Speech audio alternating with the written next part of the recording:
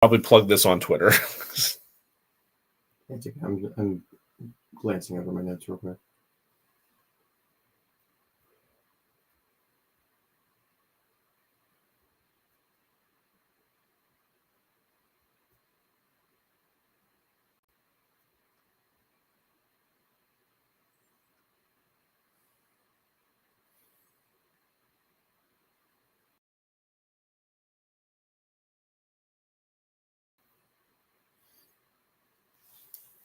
Tweeted. You know how filmmaking is notoriously easy to do? Oh yeah, it's a fucking breeze. Yeah. Are you kidding me? I honestly don't know why more people aren't filmmakers. Yeah, I've never cried from overworking exhaustion on a film set. What are you talking about? Well, you see, our problem is we're just incredibly unlucky. You think so? Yeah, but not the unluckiest. I mean, that can't be possible, right? We've been lucky.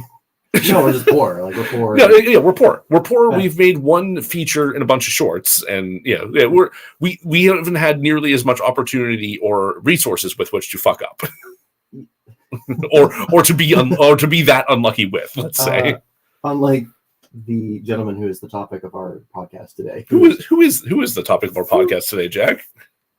Well, the title of this episode, in my notes at least, is "The Many Misfortunes of Terry Gilliam." I'm excited. I can't wait to hear about all of this. I'm coming in relatively blind on this too, so I'm thrilled. So, as promised, I guess not last week's episode, but the part one of Mac and Me, we wanted to try different things. And yeah, I've always been fascinated with just how miserably unlucky Terry Gilliam is.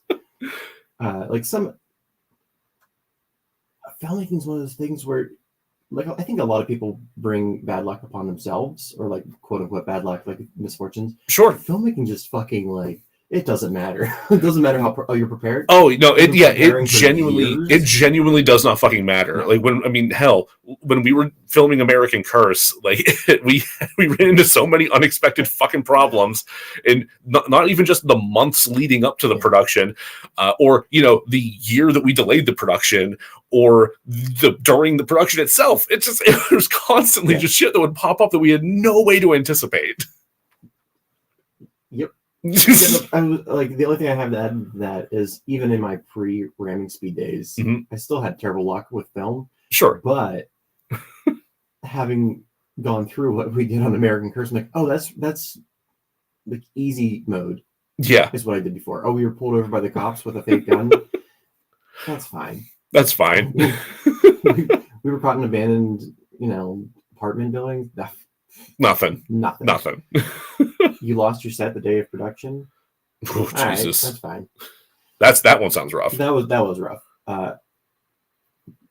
But yeah, filmmaking notoriously hard. Hey, welcome to DeRazzled, the podcast that takes award-winning worst films and fixes them. I'm host Jack Culbertson here to suffer alongside me as always. It's also host Jimmy. Hello, everybody. As we stated, we're going to do whatever I wanted to do today. Hey, yeah, it's my birthday. It is your birthday. We just celebrated your birthday last night before this recording. We sure did. And as I was telling you before we started, I won't be outrunning horses today, but I will be trying to outrun my hangover. Yes. You were roaring. You were having a good time. I did. The parts that I remember I quite enjoyed. It was a good party. Yes. I've taken 2 electrolyte packets. I'm hoping that helps. It does, or I'd already be fine. Yeah, that's fair. So we'll see.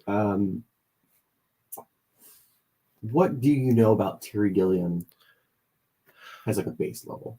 So I know he was among the Monty Python crew. Most notably, in my mind, he is the gent with the coconuts clapping together in Monty Python and the Holy Grail. He sure is. Is it Chauncey? I think it was his name. Is it? It might be Chauncey. It might be. Oh, I thought it was Patsy. I don't know. I'll have to watch it again. It's an excuse to watch it again. Yeah. There we go. So I'll report back, I guess. Was great for like an excuse to watch a bunch of movies. Yeah, I'm sure it was. Well, I think I told you I had watched Brazil before. I know I had watched Brazil at some point, but I think like I had mentioned to you, it was during one of like my college friends' movie nights. Right. So there was like a lot of talking over the film happening, and everyone, myself included, was drunk. So that's kind of a film you have to pay attention to. Yeah, it really is.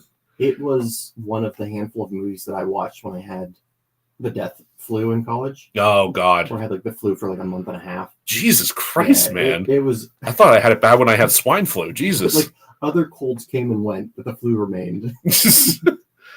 My mom eventually took me to the ER, and the doctor's like, "What the fuck's wrong with you? Like, why didn't you come here sooner?" I'm a college student. Yeah. But I like watched that, like Blue Velvet, the entire third season of Lost, and I don't remember. Oh Jesus Christ, man! So I rewatched Brazil, and I liked it much more this time. Good. Okay, I'm glad to hear that. I want to go back and watch that. We watched the Adventures of Baron Munchausen for our last season collab with the Cultworthy podcast, and I've heard some tell of how difficult the filming of The Man Who Killed Don Quixote was, because that seemed like the production that would just refuse to die, or was maybe killed and brought back several times. I don't know any of the details behind that, other than it took a long time. Cursed, yeah, that is a very good word for it. I mean, also, obviously, I know about the fact that he was filming with Dr. Parnassus with Heath Ledger, and then Heath Ledger died. Yeah. Okay. That's a good place to start with Terry Gilliam. Okay. So he is the only American Monty Python. Oh, I didn't know he was American. Yes. Huh. He has since renounced his citizenship, mostly for tax reasons, because he was paying taxes from both the U.S. and Great Britain. Yeah, that sucks. I don't really go to the U.S. unless I absolutely have to. Yeah, I can see being done then. Yeah. That makes perfect sense. Which we'll get more into specifically his politics in a minute. If I'm not mistaken, there's some shit there. Yes and no. Yes and no. Okay. Yes and no. Yes and no. Okay. So he specifically joined the Monty Python group as an animator. Oh. So all those animated bits were him. Oh, fascinating. Yeah. He didn't usually, like, he was hired to exclusively do the animated bits. He wasn't hired to be a performer. He would just kind of like. So he was like a side Python. Right. Huh. So they threw him in like background roles, or if they need like a third guy, like say a line, he would pop in. Okay. And then he slowly became one of the Pythons. Just worked his way in, endeared himself, showed he cared. Yeah. Well, he had a background with, I think it was Michael Palin. Palin, I think it's Palin. And Terry Jones. Sure. Who had done like a children's show. Oh, that's neat. Wild to think about. It really is. But he had done some animation for that show. And so when they were like, we need some animation for Monty Python, they brought him in. So that's that. Natural fit. So when the show, Monty Python's Flying Circus, ended, it continued in a series of films, the first of which being Monty Python and the Holy Grail. Yes. Who he plays the coconut man. The man making the horse clompies. Which occurred because they couldn't afford horses. Of course not. Jesus. So it ended up being like a wonderful fix. One of the best jokes in the film. Yeah. Oh, it's brilliant. And on that film, he and the other Terry Jones, who I think played Sir Belvedere in the film. I couldn't tell you. It's been a little while since I've seen it as well. Yeah. They co-directed, Terry focusing mostly on the performances, whereas Gilliam focused more on the visuals. Sure, because there were some notable animated bits throughout that. Yes. Yeah. And like Gilliam has the visual eye. Yeah. After that, he then went on to start directing his own films. He only directed that first Monty Python film. The other ones, I don't know who directed them, but not Gilliam. I would guess probably Palin or somebody else more experienced in the troupe. Yeah, or even like a third-party director. Also possible. So the way I've laid out the script is I just took the filmography of Terry Gilliam, researched what went wrong, and movie by movie, that's how we have So it. you're just going to steamroll me with all this misfortune all at once. Yes. Just But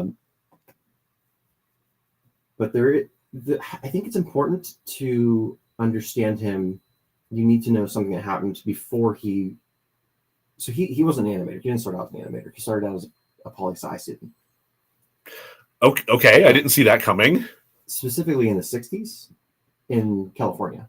Oh, okay. Yeah. I think he's from like the Midwest originally, but he went to school in California. Okay. He also dressed like a filthy hippie. Sure. Yeah. Like you do. Which makes sense. Like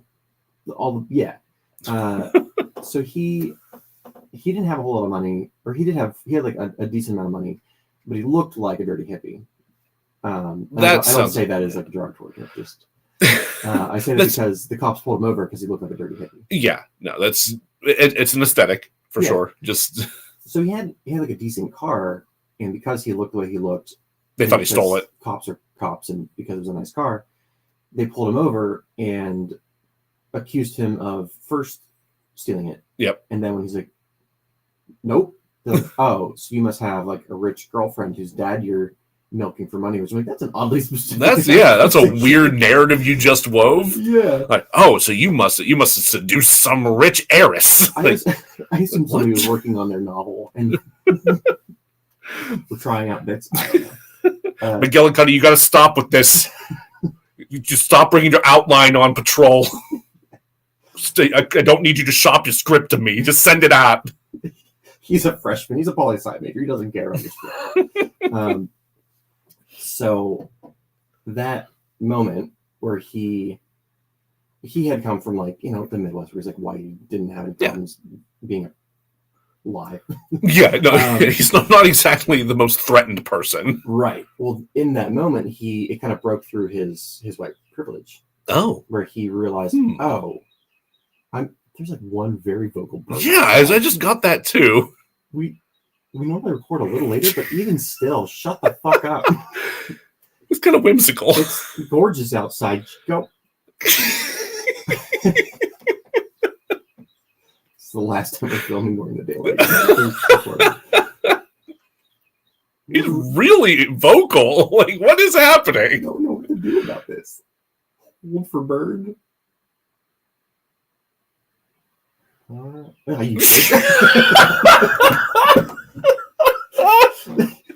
and your timing. Bird's funny as fuck. Well, excuse the very vocal bird outside. I'm gonna continue because again, we're not running a hangover. Yeah, let's take it again. So, because of what happened to him with the police, it broke through his white privilege, and he was able to see like, oh, I was mistreated because of my appearance. This has got to happen all the time with people who look even more different than basically a cop. Yeah. Especially if you consider the time period, the early 60s. What happened then? I think Mr. Ed. That was earlier. Maybe Star Trek.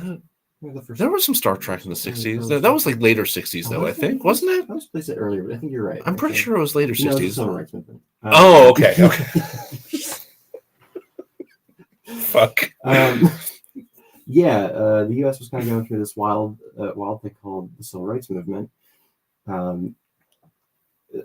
This is not the episode that I'm going to dive into that. So, what a time to be a poli-sci major. Yeah, right.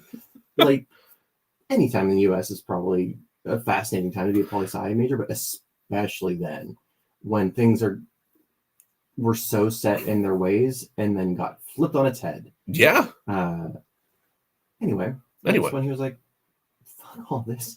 I'm going to be an animator," and thus he did. So now we know what happened after that. He started hanging out with my Python people, went on to the show. It was extremely successful. Inspired a little show called South Park. Yeah. And eventually had his first directing gig in 1975 as Monty Python and the Holy Grail, followed in 1977 by his first solo directing film, Jabberwocky. Jabberwocky. Yes. Okay, I've not heard of this actually, outside of the confines of the poem Right. and Alice in Wonderland nonsense. Yeah. Before I started researching this episode, I wouldn't have described myself as a Terry Gilliam fan. Yeah. I'm aware of him in his films, but then I went through his filmography and I've seen all but like 2 of these. I think that might be You may be a Terry Gilliam fan. Yeah. And not that I like them all, but I find them fascinating. Sure. Like the next one we're going to get to is Time Bandits, where it's not a film I like love, but I find very interesting. It's a fun title. But Jabberwocky is one of the ones that I have not watched. I think this one and then one of his more recent films. Okay. So Jabberwocky is, I want to say it is also similar to Holy Grail in that it's like medieval set. Okay. I feel like that makes sense for that kind of thing. Yeah. Because I think it is based on the poem. Oh, okay. Have you read the poem? I have. Okay. Yes. Friend of the podcast, Steve Luciano, can recite it from memory. I hesitate to say it's a good poem. It's a bizarre poem. It is a bizarre poem. It's fun. I love it. Fun is the way I would put it. Poor old maid doing Snicker snack and all that. Yeah. Mum wraths. Great, but yeah. So there were misfortunes on Jabberwocky, but as we kind of described earlier, it was the easy mode. Sure. So yeah. So what were his like weenie baby misfortunes on this production? Yeah, the ones he'll so soon long to wish he had. Yes. It was a fairly low budget, so they had to reuse specifically a corridor of, I think, a castle from like different angles to make it look like it was bigger than it is. Sure. That's a a standard issue. Like you get into a space and you realize it has some different things you need to work with, or some different quirks that you weren't expecting. So you just have to refigure your shots a little bit. Pain in the ass, nothing huge. Yeah, I wouldn't necessarily call it a misfortune. It's an annoyance. Yeah. Again, because of the budget, he was only able to do a lot of times only able to do like a single take. Oh yeah. He's also got like amount of film on hand that he has to worry about at this point in time. Yeah, we didn't have that problem. No.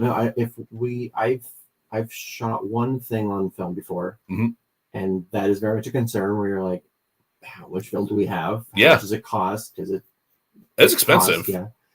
And then when you get to the end of what you need to shoot, and you're like, I still have an extra 3 minutes I can shoot. It's the best day of your life. So I feel for him there, but other than that, it was shoot. Sure. No other big issues on that one. Not that I've seen. I will say ahead of time, we're just dipping our toes in a lot of this. There are a number of his films where the misfortunes are so vast, there are entire books on it. Oh, yeah. Okay. Brazil specifically has a book. I think Baron Munchausen has a book.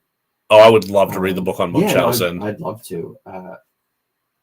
And I know Criterion for their Brazil release has like a documentary on like, wow, that sucked.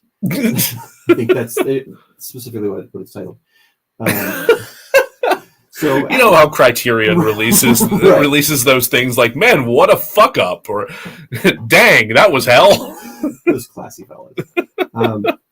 So after Jabberwocky in 1981, he followed up with Time Bandits.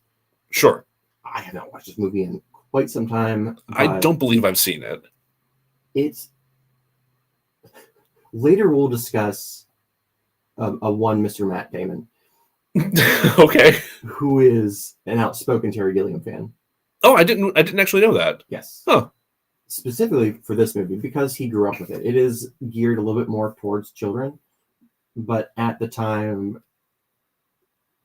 it didn't treat movies of that time didn't treat kids with like gloves. Is that the word I'm looking for?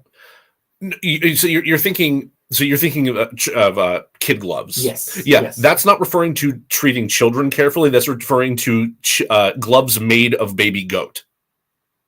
Yeah, that they didn't use those. They didn't use those. No. Oh, poor baby goats. basically they weren't afraid to scare kids. Sure, yeah, they didn't pull their punches. Darkness in the film. They treated a child audience like an audience, as opposed to a thing they have to walk on eggshells around. Yes. Even though that said, the movie has a decidedly downbeat ending. I mean, sure. Which the producer and the studio, I don't know, I can't remember what studio released this, fought to cut. And Gilliam fought to keep it, and this time he won. He won. So that was his big trouble with this one. So they kept the downer ending for kids. They sure did. All right. Wu-Tang is for the children. Thank you. Again, I haven't watched it in a while, but I reread the synopsis and like, that is a bizarre ass ending. And he has explained why he wanted to keep it, but fucked if I remember. Fun factoid about Time Bandits: they wrote the script, him and Charles, I'm not saying Kuhn. And in it, there's a character who plays is a king, and they're like in the notes and like the character notes. Excuse me. They describe the character as somebody who is as regal as Sean Connery, but not as expensive.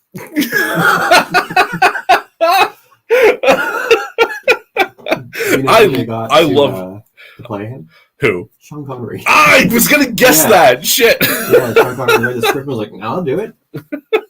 I'll take the cut." That's amazing. Yeah. I love that. I need to rewatch that film. They had talked about doing a sequel for a while, and then that fell through for reasons I'll get to in a moment. And they were talking about doing a TV series. Oh wow, they were really banking on some success out of this year. Well, that was recently. They were going to do a time. Oh, recently. Yeah. Oh, okay. I wasn't aware of this. Like there was enough demand in the years following Time Bandit that they wrote a sequel, but there were two things. The entire original cast was going to come back, except for, I'm going to say his name is David Rappaport. Okay. And I think I'm quoting here because he's a dick. David Rappaport's a dick? Yeah. So the movie's like a kid and a bunch of little people. Okay. That's just a core cast, and then like John Carpenter comes in. Well, one of the little people apparently was a terror to work with and thought he was the main character, even though it was a child. And would make everyone kind of like work around him. So this is David Rappaport? This is David Rappaport. Okay. And everyone's like, we're not bringing him back. No. And the second person they didn't bring back is Tiny Ross because he passed away. Oh. And the main little person, Jack Purvis, this is what ultimately killed him. I'm sorry, his last name's Purvis? Yeah. Okay. Okay. I'm sorry to Jack. So he was like the main little person. Yeah. That is the terminology. Yeah, that's fine. Yeah. He had been paralyzed in a car accident. Oh. And they actually rewrote the script to around that. Oh, so they accommodated this. Yes. Okay. Unfortunately, he did pass before they were in production. Damn. Yeah. So that's the Misfortune stuff is more like the sequel they wanted. They didn't get. Really sad. Yeah. God damn. The actual movie was, he had to fight for the ending, but again, we're easing into the bullshit. Yeah. So yeah, I would say the ending's not quite a misfortune because he won. Right. He actually won that battle and got the ending he wanted. The rest of it though, that's a downer. That's pretty sad. Yeah. So it's not gonna get better.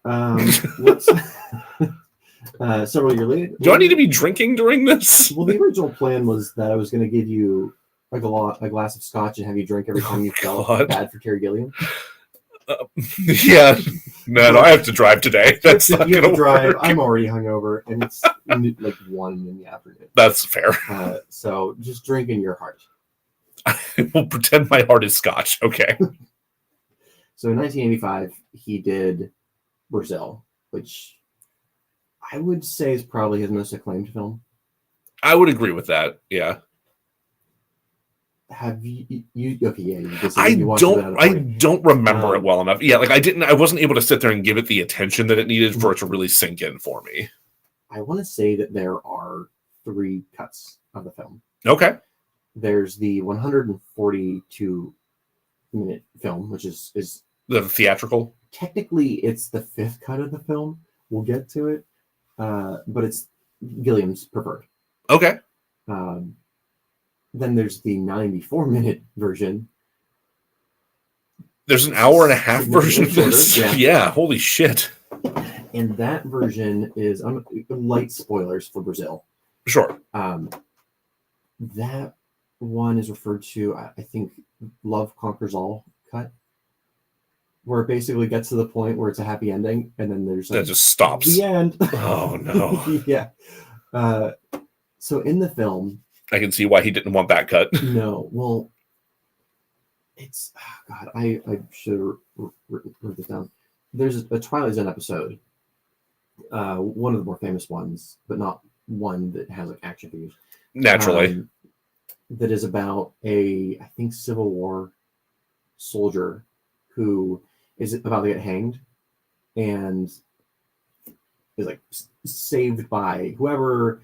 The whole episode is him kind of like doing soldiery things, and then at the end of the episode it cuts back to him, and that's what he was seeing right before he was hanged. Oh no. Yeah. So I guess full spoilers for Brazil. Well, so that inspired Gilliam to write the ending he did, which is all of the shit happens.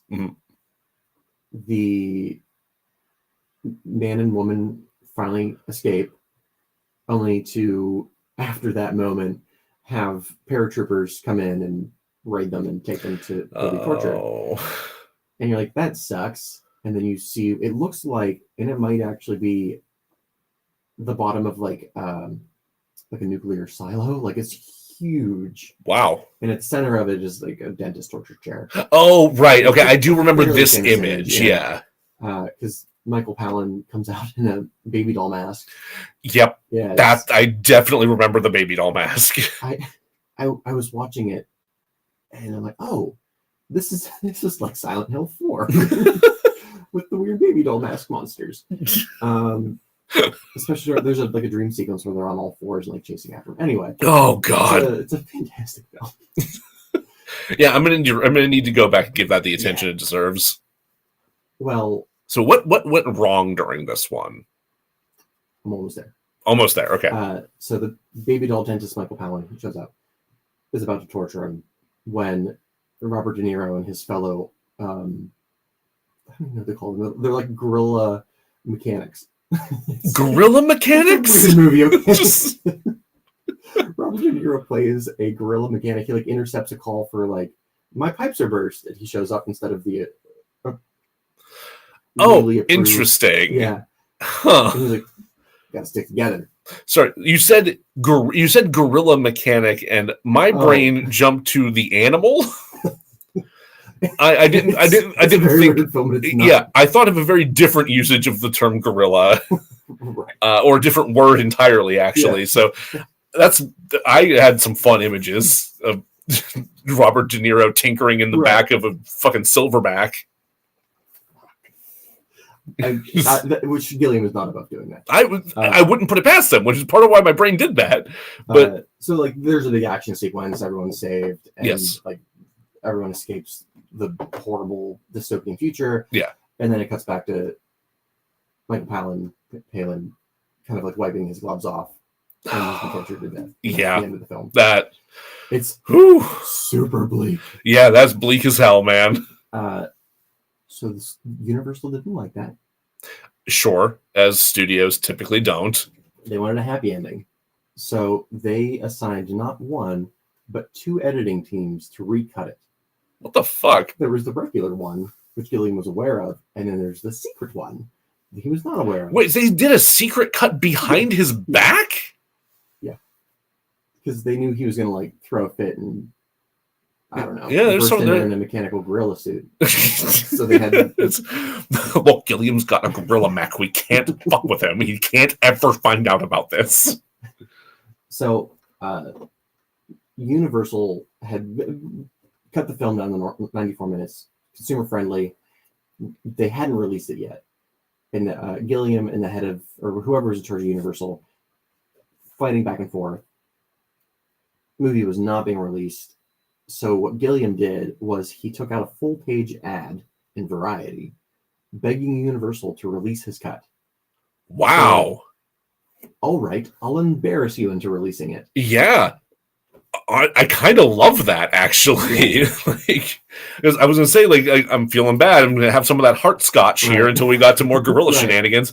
But yeah, no, that's absolutely fucking do that. Get your vision out there, man. And then Universal said no. Piss. However, they did release a 132-minute version after Brazil was submitted to the weird thing. Only after it won several awards at the Los Angeles Film Critics Association. Huh. So it made it like won awards for the full length cut. For the normal cut, the Gilliam cut. Correct. Okay. And after that, Universal was like, fine, but take out these 10 minutes. So that's how. Okay. So that's how it ended up at that runtime. Okay. Yeah. Wow. Yeah. I remember reading years ago that Gilliam had to run from the U.S. back to Great Britain with an actual cut of the film to save it. I think that might have been an exaggeration, but again, there's an entire book on the making of this film. I'm going to be reading it. Yeah. That's I want to know more specifics about what happened there. Like what that battle had to have been like. Yeah. I will say, from having watched Lost in La Mancha and some other interviews with Gilliam, I don't think he's an easy person to work with, especially if you're like a producer or a studio head. I'm glad he got his vision out. And the like auteur in me is like, yeah, fuck them. But they're also paying for your movie. They are also paying for your movie. I just studio interference is just like such a fucking pain in the ass in my brain. Like, on the one hand, yes, they're paying for your movie, but they are paying for your movie because they believe in your artistic vision and they believe you'd make something people want to see to put butts in seats, right? Hold on to that thought. Okay, I'm going to hold on to that. Unfortunate. Great. Is this still tied to Brazil? No, we're done with Brazil. Okay. Should we take a break? Yeah, let's take a quick break. I'll give you a little time to drink some scotch. Just, I'm going to open up my chest. Pour that in. Oh, Jesus Christ. Yeah, I wish I had time to read and watch the documentaries. It's just like he's done a good number of films, and the vast majority something awful's happened. So there is one film where nothing happened. You did mention that. Yeah, I'm curious as to find out which one that is, but save that for whenever you actually get to it. Yeah, and it's one you think would have problems. But, no. All right. Oh, man.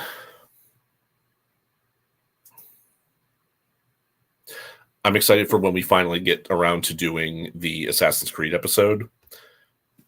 Yes. As I've been playing Assassin's Creed Valhalla, which is the most recent game, so I'm like almost caught up with all the nonsense that is that series.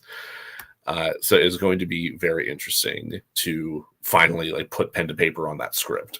And what games does the movie cover or try to cover? It doesn't. We'll talk about that in the episode itself, but it tries to do its own thing. Okay. So as long as I've played like one of the... Yeah, I would say, yeah, you want to have like some understanding of how the series works in terms of like the Assassins v Templar dynamic. Mm-hmm. But like the actual, like you're not going to encounter anything from like any of the like occurrences in the past. You're not going to see any of the memories that were in the game taking place in the movie. So like there's no Altair, there's no Ezio, there's no other people that you play as. It's a completely different assassin, completely different situation. It's weird because I saw like a bunch of like press and releases about the movie and then it disappeared. Yeah, it got a lot of promotion. I remember there was a lot of hype behind it, and then it was bad. It was bad. Wow. So last night after you left, yep, people started screwing with the egg /speaker, which was putting the stars on the ceiling. Little, like, projector Oh, yeah. and like everyone's fucked up at that point. Yeah. Everyone's kind of like laying around, and it was like Nate and Courtney, and I think Chappelle for a little bit. Chappelle also left like either shortly before or shortly after. I think they left a little after me. I think.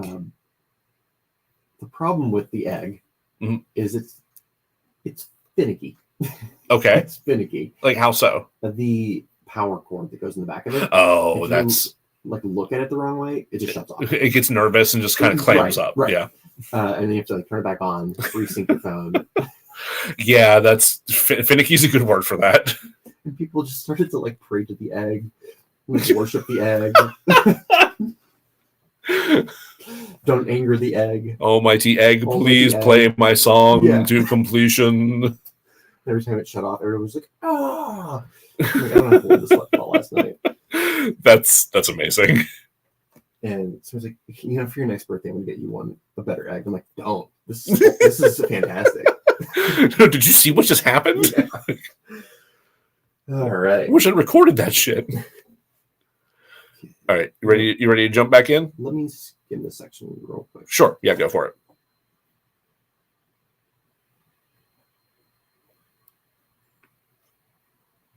Oh yeah. Fuck, I forgot all about this.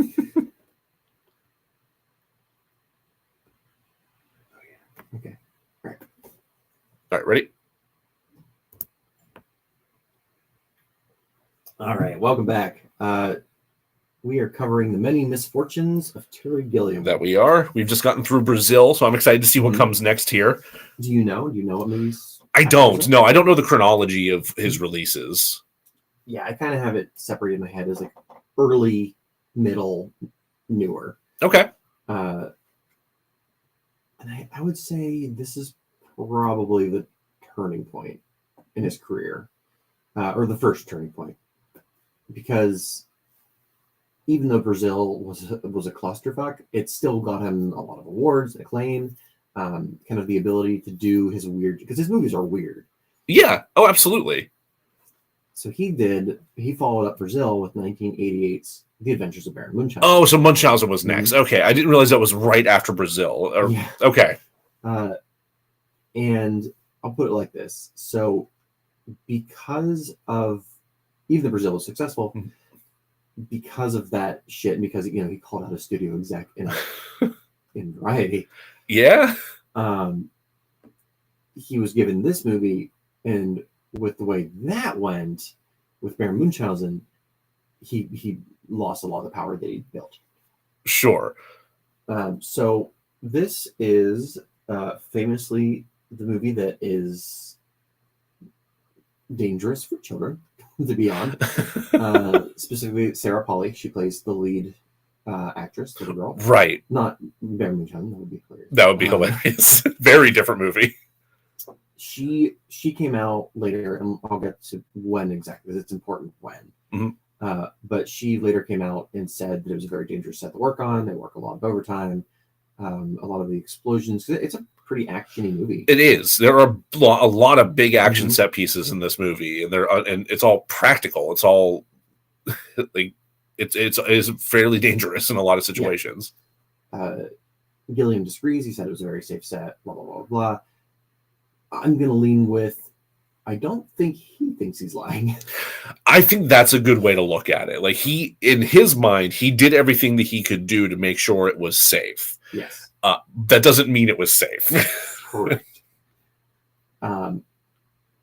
So Sarah Polley has a lot of bad memories with it, but also a lot of good memories with it. Right. I think I remember going over some of that when we were doing our episode with Antonio, which check that out on the Cultworthy podcast. Yes, that's a fun episode. It was. Another actor who appears in the film is Eric Idle, who... Yes. Oh, God, I love him in this movie. He played Sir Robin. I believe he was Brave Sir Robin. Yeah. Eric Idle quotes Brave. Yeah. No, Eric Idle is probably my one, if not my absolute favorite Python, then at least like top 3. Like, he's fantastic. I think that John Cleese would probably be my favorite if I didn't have to ever hear him talk outside of performing. If John Cleese never got a Twitter account, yeah, just but Eric Idle, Sir Robin was my favorite. Yeah, in that movie. It's great. Yeah. So he was quoted as saying that he loved Gilliam's films. Mm-hmm. You should absolutely watch them. Go check them out. Don't work for him. Oh man! And he had said that prior to doing the film. So he's like, oh, he said that prior to doing Munchausen. Yeah. Okay. So I think at this point, the only Python who had worked with him was Michael Palin. Post Pythons. Okay. And Gilliam specifically said he didn't want to ever do a film with more than one other Python because he didn't want to like lean on that as on like on that troop as like the recognition or the reputation for why people are going. That and when Jabberwocky came out, which was his first film after the Pythons, it didn't do well critically because people were like, "This isn't funny." Oh, because they were expecting Monty Python stuff. Yeah, and it is a little bit more, to my understanding, it's a little bit more of like a sketch thing. It's like scene, a little disjointed. Okay. Like Monty Python, but it's not. Like it's his style, not their style. So he said he liked working with a number of the fellas, but he said I'll never work with more than one in the film. So it's simultaneously it's that he doesn't want to ride the Python's coattails for his own success, but he also doesn't want to sully the reputation of the Pythons by having their performances in his work misrepresented as being Python work. Yeah. Okay. So this was the first one he did with Eric Idle, who plays another kind of like very odd. I don't think he's quite cowardly. He runs really fast. He runs real fast. Yeah. No, he runs into situations real fast, but he does run real fast. Hold on. There was a fly. I saw. Yeah. I don't you were slating. I don't think Take two. I don't think I got him, but yeah. There's more time. That's fine. But the reason I bring up Eric Idle, besides him being awesome, is he and Robin Williams, who's in the movie for a brief time, would hang out and play with Sarah Polley. So like that's right, kind of distract her from how upset she was. No, them, and a very young Uma Thurman. Right, because this is Uma Thurman's like first film appearance, if I'm not mistaken. Yeah. She was 18. Either 17 or 18. Yeah. I hope 18. I hope 18. Yeah. Given that she was playing Aphrodite, right? Yeah. I mean, she's like nude in the film. Yeah. Working opposite Oliver Reed. Oh my God. Like he was an actor. I think Gilliam likes to work with actors that are explosive. Yeah. That other directors won't work with. Mm. He likes to try to channel that. He likes to channel that chaos energy. Yeah. And by God, Oliver Reed, famously known for having a terrible drinking problem. Oh God. And a bit of temper. Those go hand in hand. Yeah. Yeah. He was what? Hephaestus? Or do they use Vulcan? Wait, what? In the film, he plays Aphrodite's husband, who was Hephaestus or a Vulcan, or I can't remember. I don't know my Greek mythology. Yeah, my mythology is lacking, unfortunately. Yeah. Whatever it is, he plays an angry god. Yeah. And apparently, Uma Thurman had no problem working with him as far as being able to put up with this bullshit and give it right back. All right, good for Uma. Yeah. Hell yeah. Sarah Polley has nothing bad to say about Uma. Basically, like she would go and mother her basically between scenes. So yeah, lovely. So that's all the good things that I have to say about that film. Okay. For this episode, we've said good things about it before. No, I think I told you it's like one of my top 3 for him. Yeah, it's a great movie. I thoroughly enjoyed it. But what else went wrong? So much. Let's hear it. Let's do that. So much, in fact, that when I was watching the Lost in La Mancha documentary, they kept referring to Munchausen as like, I don't want to be another Munchausen. Oh no! Yeah. So. Oh my God! Remember when you said that you want a producer or studio that believes in your vision? Yes. He had that. Until he didn't. Yeah. Because the producer that was working on it with him was ousted by a new producer, and the new producer wanted to bury everything that her previous, the previous producer had done. Oh boy. And did everything that she could to bury this film. That sucks. And she only worked with, I can't remember if it's Universal or not, but she only worked with that company. It might have been Columbia. Anyway. Regardless, she only worked for them for like 2 years before she was kicked out. Wow. There's a lot of financial problems that were going on.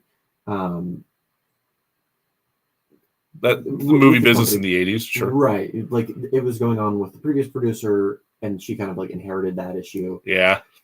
And didn't do much to fix it. That tracks.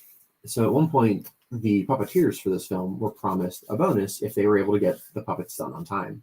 Hell yeah. I think that makes sense. Yeah. That's a big undertaking, puppet making. And like things were already behind schedule, and the budget was ballooning. Like this is famously the budget went way over what scheduled as. So the puppeteers, they did it, they got it done on time, and they went to her like, hey, so where's our bonus? And she's like, didn't the previous guy say that? She did eventually give it to them, but she said, do not tell anyone, because I don't want anybody to think that I'm doing something nice for Terry Gilliam. Fuck off. Yeah. Like, good. You're not, it doesn't. The biggest issue was the previous producer and Terry Gilliam said, like, okay, well, here's the budget. This is what the budget's going to be. Mm-hmm. Wink. Oh. They had like a handshake deal. Uh-huh. Always get that shit in writing. Yeah. Make sure that shit is signed. Make sure there are copies made. Yeah. Everyone has a copy. Like every time Gilliam would need more money to do whatever new crazy thing he thought up, he would go to this producer and be like, hey, we're going to be over for this. And the producer's like, yeah, it's fine. Until he was ousted. Yeah. Gee, I wonder why he was ousted. Yeah. I want to say that he was... I don't think I wrote this down, but I want to say that he eventually went into British politics and like did quite well for himself. Really? Yeah. Huh. But that doesn't really relate to the movie. I write it down. Another terrible thing that occurred on that film. So the role that Robin Williams plays originally was going to be played by Sean Connery. Right. Yeah, the King of the Moon. Yeah, until he argued himself out of a job. Remember, I vaguely remember this. Walk me through this argument one more time, because I have a vague recollection of it. Well, basically, you know how in Time Bandits he took a cut to be in the film. Yes. Reverse that. He was not willing to take a cut. He was not willing to take a cut. Yeah. He wanted more monies. Yeah. And eventually it was enough of a pain in the ass that they fired him. Okay. Yeah. However, because of the timing of that, it shut production down for 2 weeks. Oh, God. Yeah, that's rough. That's a lot of money. That's a lot of time. So Gilliam said, like, hey, while we're figuring this out, do not stop building the sets. Because when we get back, we want to jump right in. Do you want to know what they didn't do? Build the sets? Build the sets. Oh, guys. So they arrived. Were they directed by somebody else to not build the sets, or did they just kind of putz around? I'm assuming they were probably told not to, but unknown. Unknown. Okay. So they showed up 2 weeks later with the actors, but no sets. Yeah. However, despite all this bullshit, this did lead to Robin Williams being hired. Sure. Because he basically hopped in to save the day. And he's not credited either, if I'm not mistaken, right? Which is what I'm about to get into. Oh, okay. So he said the only way he'll do it, because he was also a famous actor. Yes. At that time. If he's uncredited and they don't use his name to sell the film. Okay. Right. Okay. I think I vaguely do remember that, which, good Lord, what, like, yeah, that's a hell of a move for somebody to make there. I'm going to come in and I'm going to save the day on this movie, but do not use me to plug it. Yeah. That I'm wondering, what is the thinking on that decision on his part? I know why he did it in Aladdin, because he did the same thing in Aladdin. He took Yeah. a massive pay cut, and he made the deal with Disney. He's like, I'll take this pay cut. You just can't use my name to promote it. Like, they'll still use it. They put his name on it, but they won't like put him up front. Yeah. And the reason for it at that point was he was coming out with a pet project, I think, toys. Okay. And he didn't want people to like go to the theater and have to choose between Aladdin or toys, because they're going to choose Aladdin. Yeah. And they did. And they did. Because Disney did not respect his wishes, and then he famously did not come back for the next Aladdin movie. Yes. I don't think that's the case now, because that would have been Aladdin was like what, mid-90s? That was in the 90s for sure. Yeah. We're still in like 88. Yeah. So yeah, I don't know what the case was for Munchausen, but the movie came out. It was more or less what he wanted it to be. Hollywood just hated him after that. Yeah, there was still a bad taste in everyone else's mouths from the Variety thing.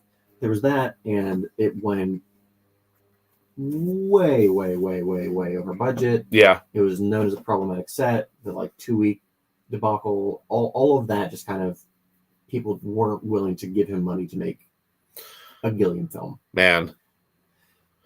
So what happened is they gave him money to make not a Gilliam film. So his penance was to do one for them. Kind of. Still Terry Gilliam. Yeah, is Terry Gilliam capable of doing the one for them, one for me setup? No. And that's the answer is no. Okay. But the closest he comes is 1991's The Fisher King, which is Robin Williams and I think Jeff Bridges. Okay. I believe. I've seen that one. It's one I didn't care for at the time. I probably need to rewatch it. I would like to watch it. I still haven't seen it. It was one I'm like, I'm going into this expecting a Gilliam film, and it was like Gilliam Light. Gilliam Light. Yeah. Okay. This is one of the ones that like mostly everything went fine. So he didn't mostly. Yeah. Okay. He didn't write the scripts. He was brought in to direct. Mm-hmm. The thing that it's not even that it went wrong. It's just unfortunate in hindsight. A lot of the scenes, there was a number of scenes with Robin Williams where the scene would end and Williams would want to do another take. Always want another one. He's like, I can give you more. Yeah, I mean, that's the kind of performer he is. He wants to explore it. He wants to improv it. He wants to throw more he wants to throw more behind it. Well, there's a scene where his character has essentially like a mental breakdown, like loses everything. Oh, geez. And he wanted to do it again and again and again and again. Mm-hmm. And Gilliam could see that it was just wrecking him. Yeah. And kind of like at the time, he's like, this guy's got some demons. Yeah. So he's tapping into the well in an unhealthy manner. Yeah. That's, man. So with how then eventually Robin Williams took his own life. Yeah.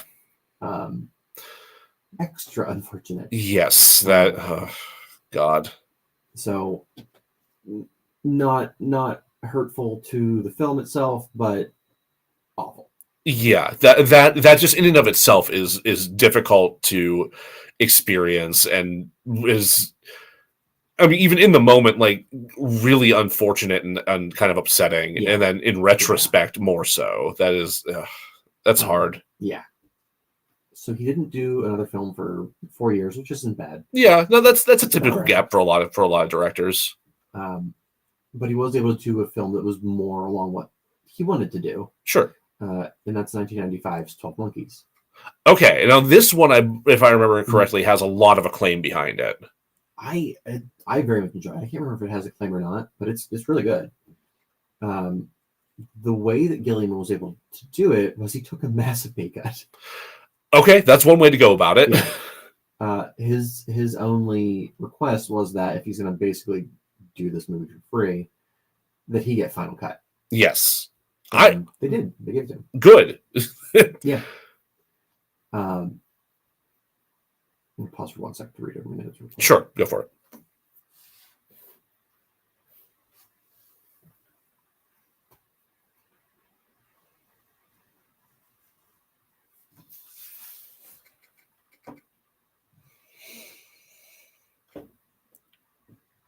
Oh yeah. I'm like, that's not unfortunate. Oh, that part.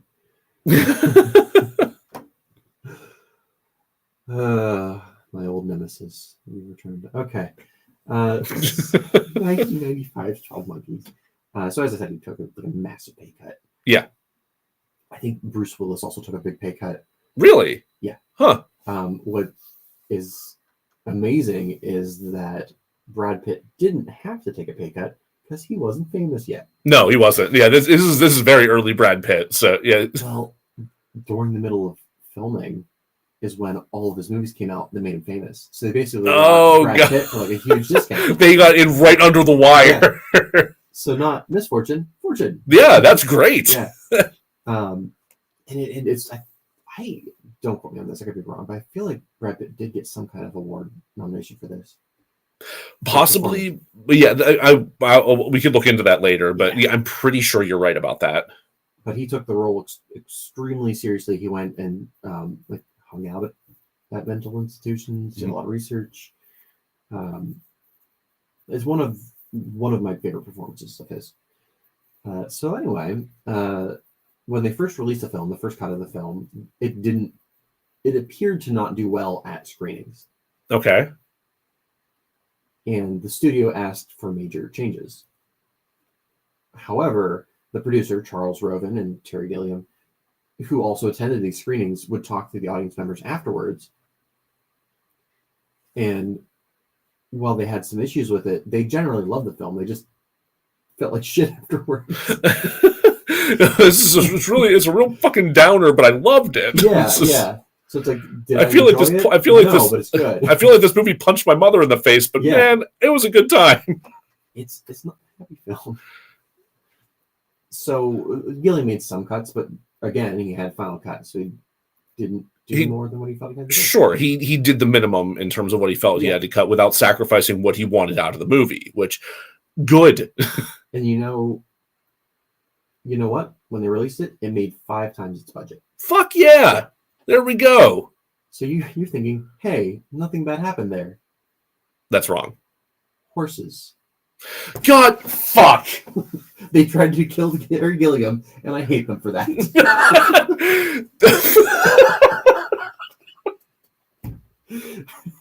You said we weren't running from horses this time. I'm not. Gilliam is. Oh no. What happened with these horses? Apparently he likes to ride horses, so his bad. And so he should have known. So he should have known. He had a near fatal riding accident. Oh man. He did show up to set as soon as he could, heavily bruised, and worried that his accident was going to upset his creative vision. Like he wasn't going to be able to have the control over. Oh God! Of course he is. Yeah, of course that's his immediate concern. Like, but you're bleeding pretty heavily. But my film.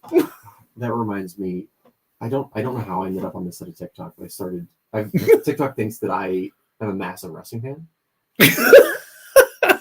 Okay. Which, I enjoy watching from time to time. Sure. But, I do enjoy the stories of the behind the scenes shit. Oh, that stuff's wild. Yeah, absolutely. So there was a famous match between The Undertaker and Mankind. The one where he got thrown off to the top of the Hell in the Cell? Not that one. That's rough. Oh, was it the first Buried Alive match? It was the... Man, they've got a lot of really good matches together. It's great. It's where he goes into the boiler room to drown. Oh, yeah. Well, they filmed that stuff the night before, and then just played it, and then. Of course, yeah. As you, like you do, yeah. It's a good opportunity to give the players a break, right? Kind of. So they had to match continuity. Well, yeah. When no, I think Undertaker took a dive off of a ladder, as you do. He got a big gash on the back of his arm. Yeah, and the doctor who's on set with him was like, "Here, let me sew that up." And he's like, "You can't because continuity." Yeah, but he doesn't have it in the video. He or wait, no, it happened during the video. Yeah. So they had to cut his arm open whenever he came back out. Just didn't sew it up. Oh my God! Let it bleed. Is it real? No, but Does the physicality occur? Very much so. Yeah. No, like the act of it is not real. They still have to do the physical shit though. Yeah. Like, stuff does still happen to people. Oh, I watched so much of that era of wrestling as a kid. Oh my god! Late 90s. That was late 90s. Yeah, I through late 90s to early 2000s was when I was actively watching it. Like the what became the Attitude Era was. Right. Yeah, that's when I got into it. I had that pay-per-view whenever Mankind got thrown off the top of that Hell in a Cell. I watched that shit happen live. I watched the videos of it.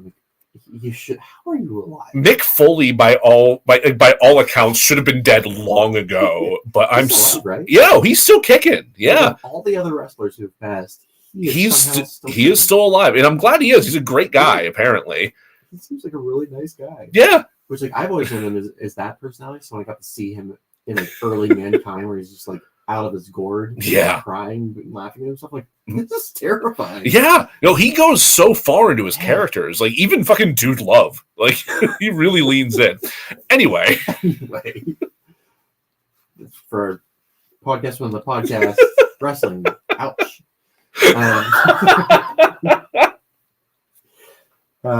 So that's the worst that happened in the 12 Monkeys.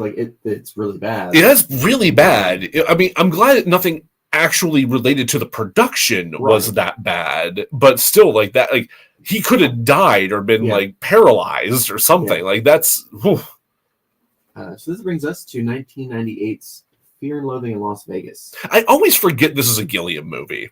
Which, yes, but also it's definitely a Gilliam film. It has all of his. I still haven't seen it. Is part of the problem, but it's fucking weird. Yeah, I mean it's Hunter S. Thompson, so yeah, of course it fucking is. But Thompson was still alive, and Depp was in, I would say, his prime. Sure. Did a lot of heavy research. He wasn't just relying on his name. Oh, he took the role of Hunter S. Thompson very, very seriously. Yeah. There's a famous photo of him and John Cusack and Hunter Thompson with a blow up sex doll. I've seen that picture. Yep. I have absolutely seen that picture. Yeah. Depp and Thompson, I understand. But Cusack? I would not have guessed. But, all right. Yeah. I think that Depp slept in Hunter Thompson's basement on an army cot. I believe that. To research him, and only once he was getting ready to move out that he discovered he'd been sleeping on old sticks of dynamite. Sweet Jesus. Yeah. This tracks. This absolutely fucking tracks. There's an old clip of Conan. Hanging out with Hunter S. Thompson. Yeah. Squealing and shooting a machine gun. And firing off fireworks and shit. Just, dude's unhinged. Oh, God, yeah. If I'm not mistaken, when he died, he had his ashes put into fireworks. Yes, yeah. He had his symbol that he used when he ran for, I think, sheriff. Oh, I forgot about that, yeah. That was the two-thumbed fist. Yeah. With a bullet thing in the middle. Mm-hmm. So that was the head of the cannon. And I think Johnny paid for a good amount of it, but probably other friends that were famous also paid for it, and he shot his ashes in his face. Another one who unfortunately took his own life. Did he? Yeah. Oh, I didn't realize that. I just thought somebody fucking did kill him. Just if anyone was just gonna die by horrible happenstance, it'd be fucking Hunter S. Thompson sleeping on top of dry sticks of dynamite. In his compound. But no, the movie, it was a movie. There was a lot of issues with making Fear and Loathing before Gilliam. It had been in production. It was in production hell for a long time. Oh, that I was not aware of. But the actual, once Gilliam came on, it was just the perfect mix of bizarre personalities. You're fucking telling me that the Hunter S. Thompson movie is the one that didn't have any fucking misfortunes during production. I know. Benicio del Toro, Johnny Depp, Hunter S. Thompson, Terry Gilliam. I think it would be a disaster. I'm beside myself. Yeah. There were some scenes that Thompson didn't like, and in his Thompson-y way would disagree with. But sure, yeah. I think there's a scene where I think it's Gary Busey. I think Gary Busey lays a big old smooch on Thompson's Johnny Epps Thompson. Thompson did not like that. For God's sake, man. He's like, that didn't happen. That's out of character. I'm like, it's not you. It's a cop. But anyway, it's a weird film. It's also kind of a downer, but of course it is. Yeah. So I'm glad that worked for him, because the next film he tried to make was The Man Who Killed Don Quixote. Oh, we're already up to that. 2000 was his first attempt. Do we want to take a break before we jump into this? Or take a quick look. Oh God, yes, yeah, because like there's not a whole lot to mention, because I put all the Quixote stuff at the end. Yeah. But you know what he did after that was the Brothers Grimm, produced by the Weinsteins. Oh no. So yes, let's take a break. Let's take a break.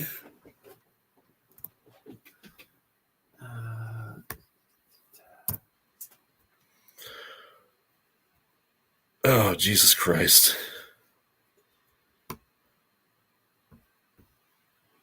He's had a hell of a career. Yeah, I oh God, I didn't realize the Brothers Grimm was one of his either. That's the one that doesn't feel like him to me. Okay.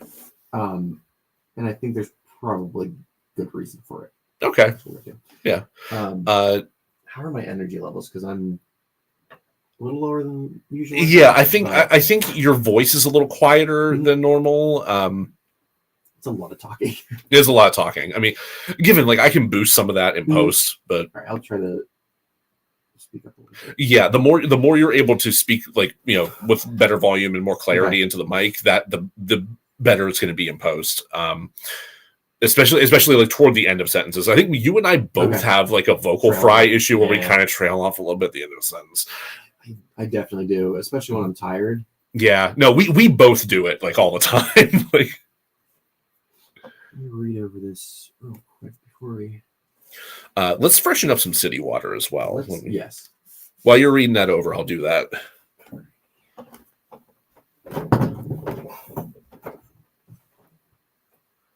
Oh yeah, I forgot that. Okay, here we go.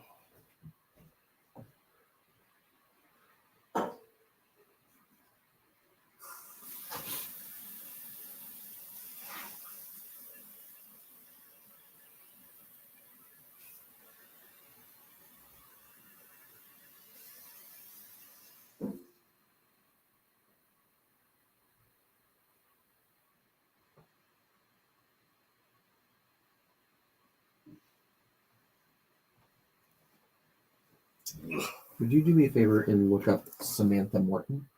Samantha Morton. Oh, Jesus. Okay. Oh, ow.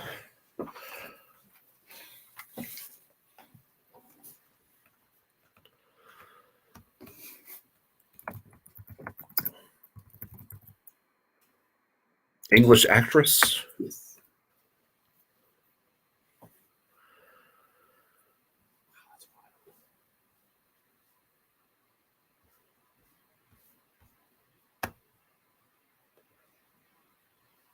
What in particular do we need about Samantha Morton?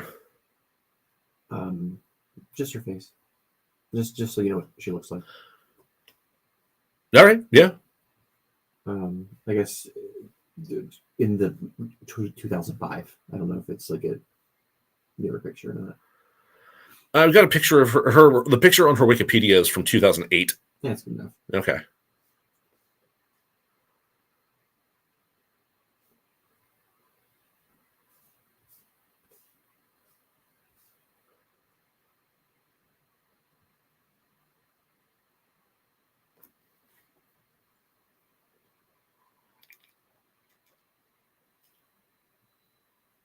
Oh, Jack, why did you do that yourself? yeah, ready when you are. One more second. Sure.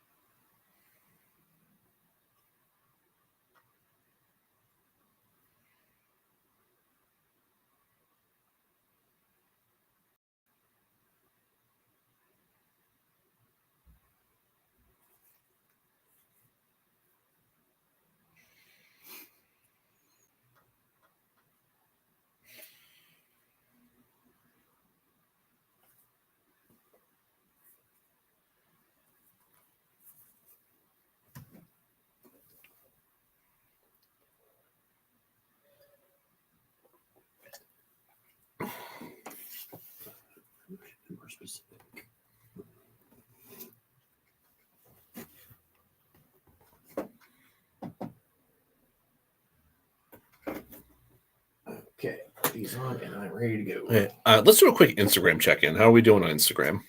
Hi, Aaron. That's it. Hi, Aaron. All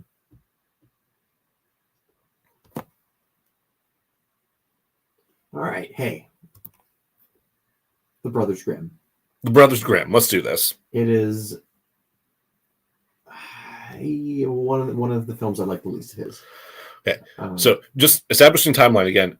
Yes. This is after he's taking his first attempt to do Don Quixote, but we're going to talk more about that later. Yeah, I just put all the Don Quixote stuff at the very end. Yeah. Okay. So Brothers Grimm, 2005. Starring Matt Damon and Heath Ledger. Interesting. Okay. Yes. Matt Damon being a huge Gilliam fan from. So this is a big deal for him. Yes. There were problems with the movie, and it almost entirely has to do with the Weinsteins. Fuck. Okay. What did they do? I feel like our audience probably knows who the Weinsteins are, but if for some reason you don't know who the Weinsteins are, must be awesome for you. That must be great. Actually, good Lord, I kind of envy you. Was it Bob and Harvey? Yes. Is it? Yeah, Bob and Harvey Weinstein. They have been film producers for years upon years upon years. They founded Miramax, if I'm not mistaken. Named after their parents. Named after their Mira and Max. Yeah. That's right. It's like obnoxiously cute. It's obnoxiously cute. Yeah, it's obnoxiously cute until you remember all the sexual assaults that Harvey committed and all the careers he fucking ruined. Like diabolically, comedically evil type. Yeah, shit. Like absolutely. He was just recently sentenced to a lengthy prison term, which is going to hopefully kill him. Rot in hell, you fucking piece of shit. Yeah.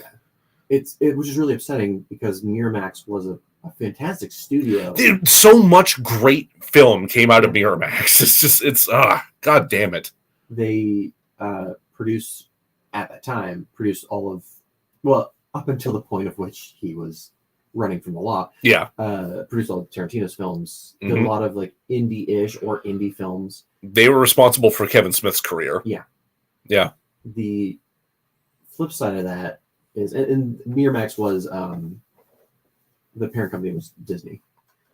So I didn't know that part actually. Yeah. Oh god. So when I forget what happened, but they split from Disney, and that's when they formed the Weinstein Company. Yeah.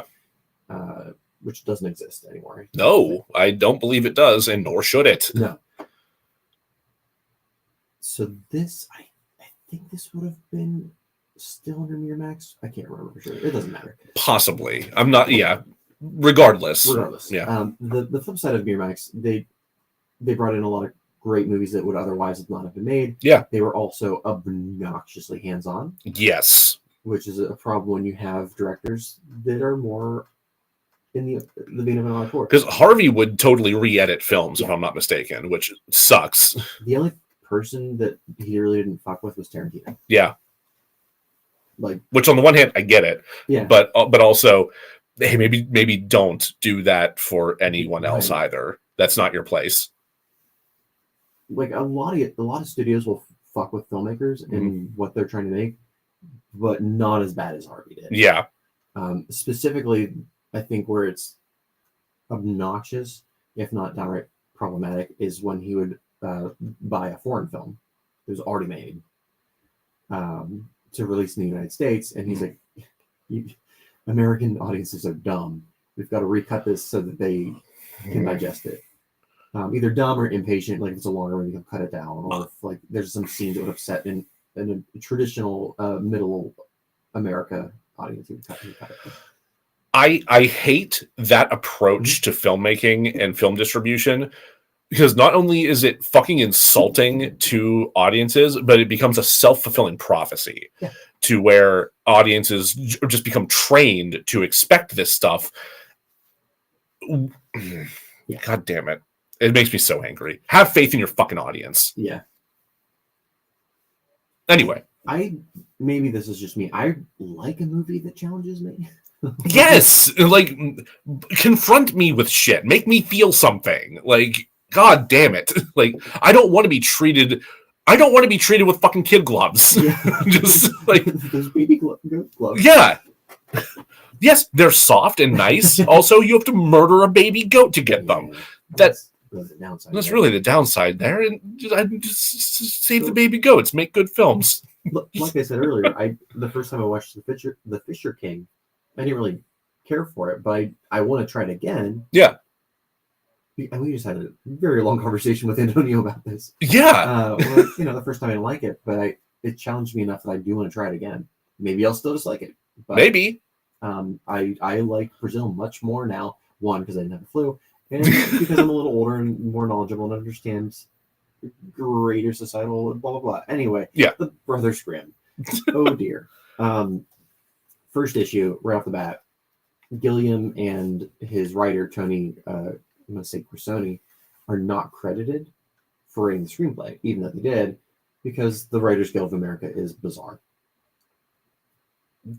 How the fuck did they get screwed out of credit then? What? Good fucking question. I've not been able to wrap my head around the way that the Writers Guild works. So it's just like a mystery then, like why they didn't get credit for this? It has something to do with like the number of people that worked on it before them. I think the very first person that works on a script always gets credited, regardless of if they threw everything away. The person credited is Aaron Kruger. I think did the the second and third Scream movies. Okay. Which were also Miramax, if I recall. Yeah. Anyway, because they weren't able to have themselves written down as screenplay writers, they invented a credit called dress pattern makers.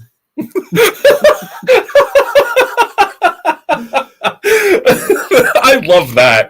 Yeah. That's really funny. And they say they didn't really make the film off of a screenplay so much as they just followed a dress pattern.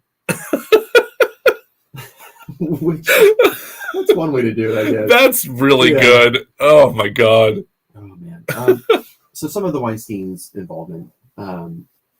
First, Gilliam wanted to cast Sarah Morton as the lead female protagonist. Okay. Weinstein said that she's not traditionally attractive enough. And I had you. Okay? Yeah, that explains. Yeah, that explains why you had me pull up an image of her while we were on break there. What? Yeah. Yeah. She's beautiful. Like, what are you fucking talking about? Yeah. Oh my god!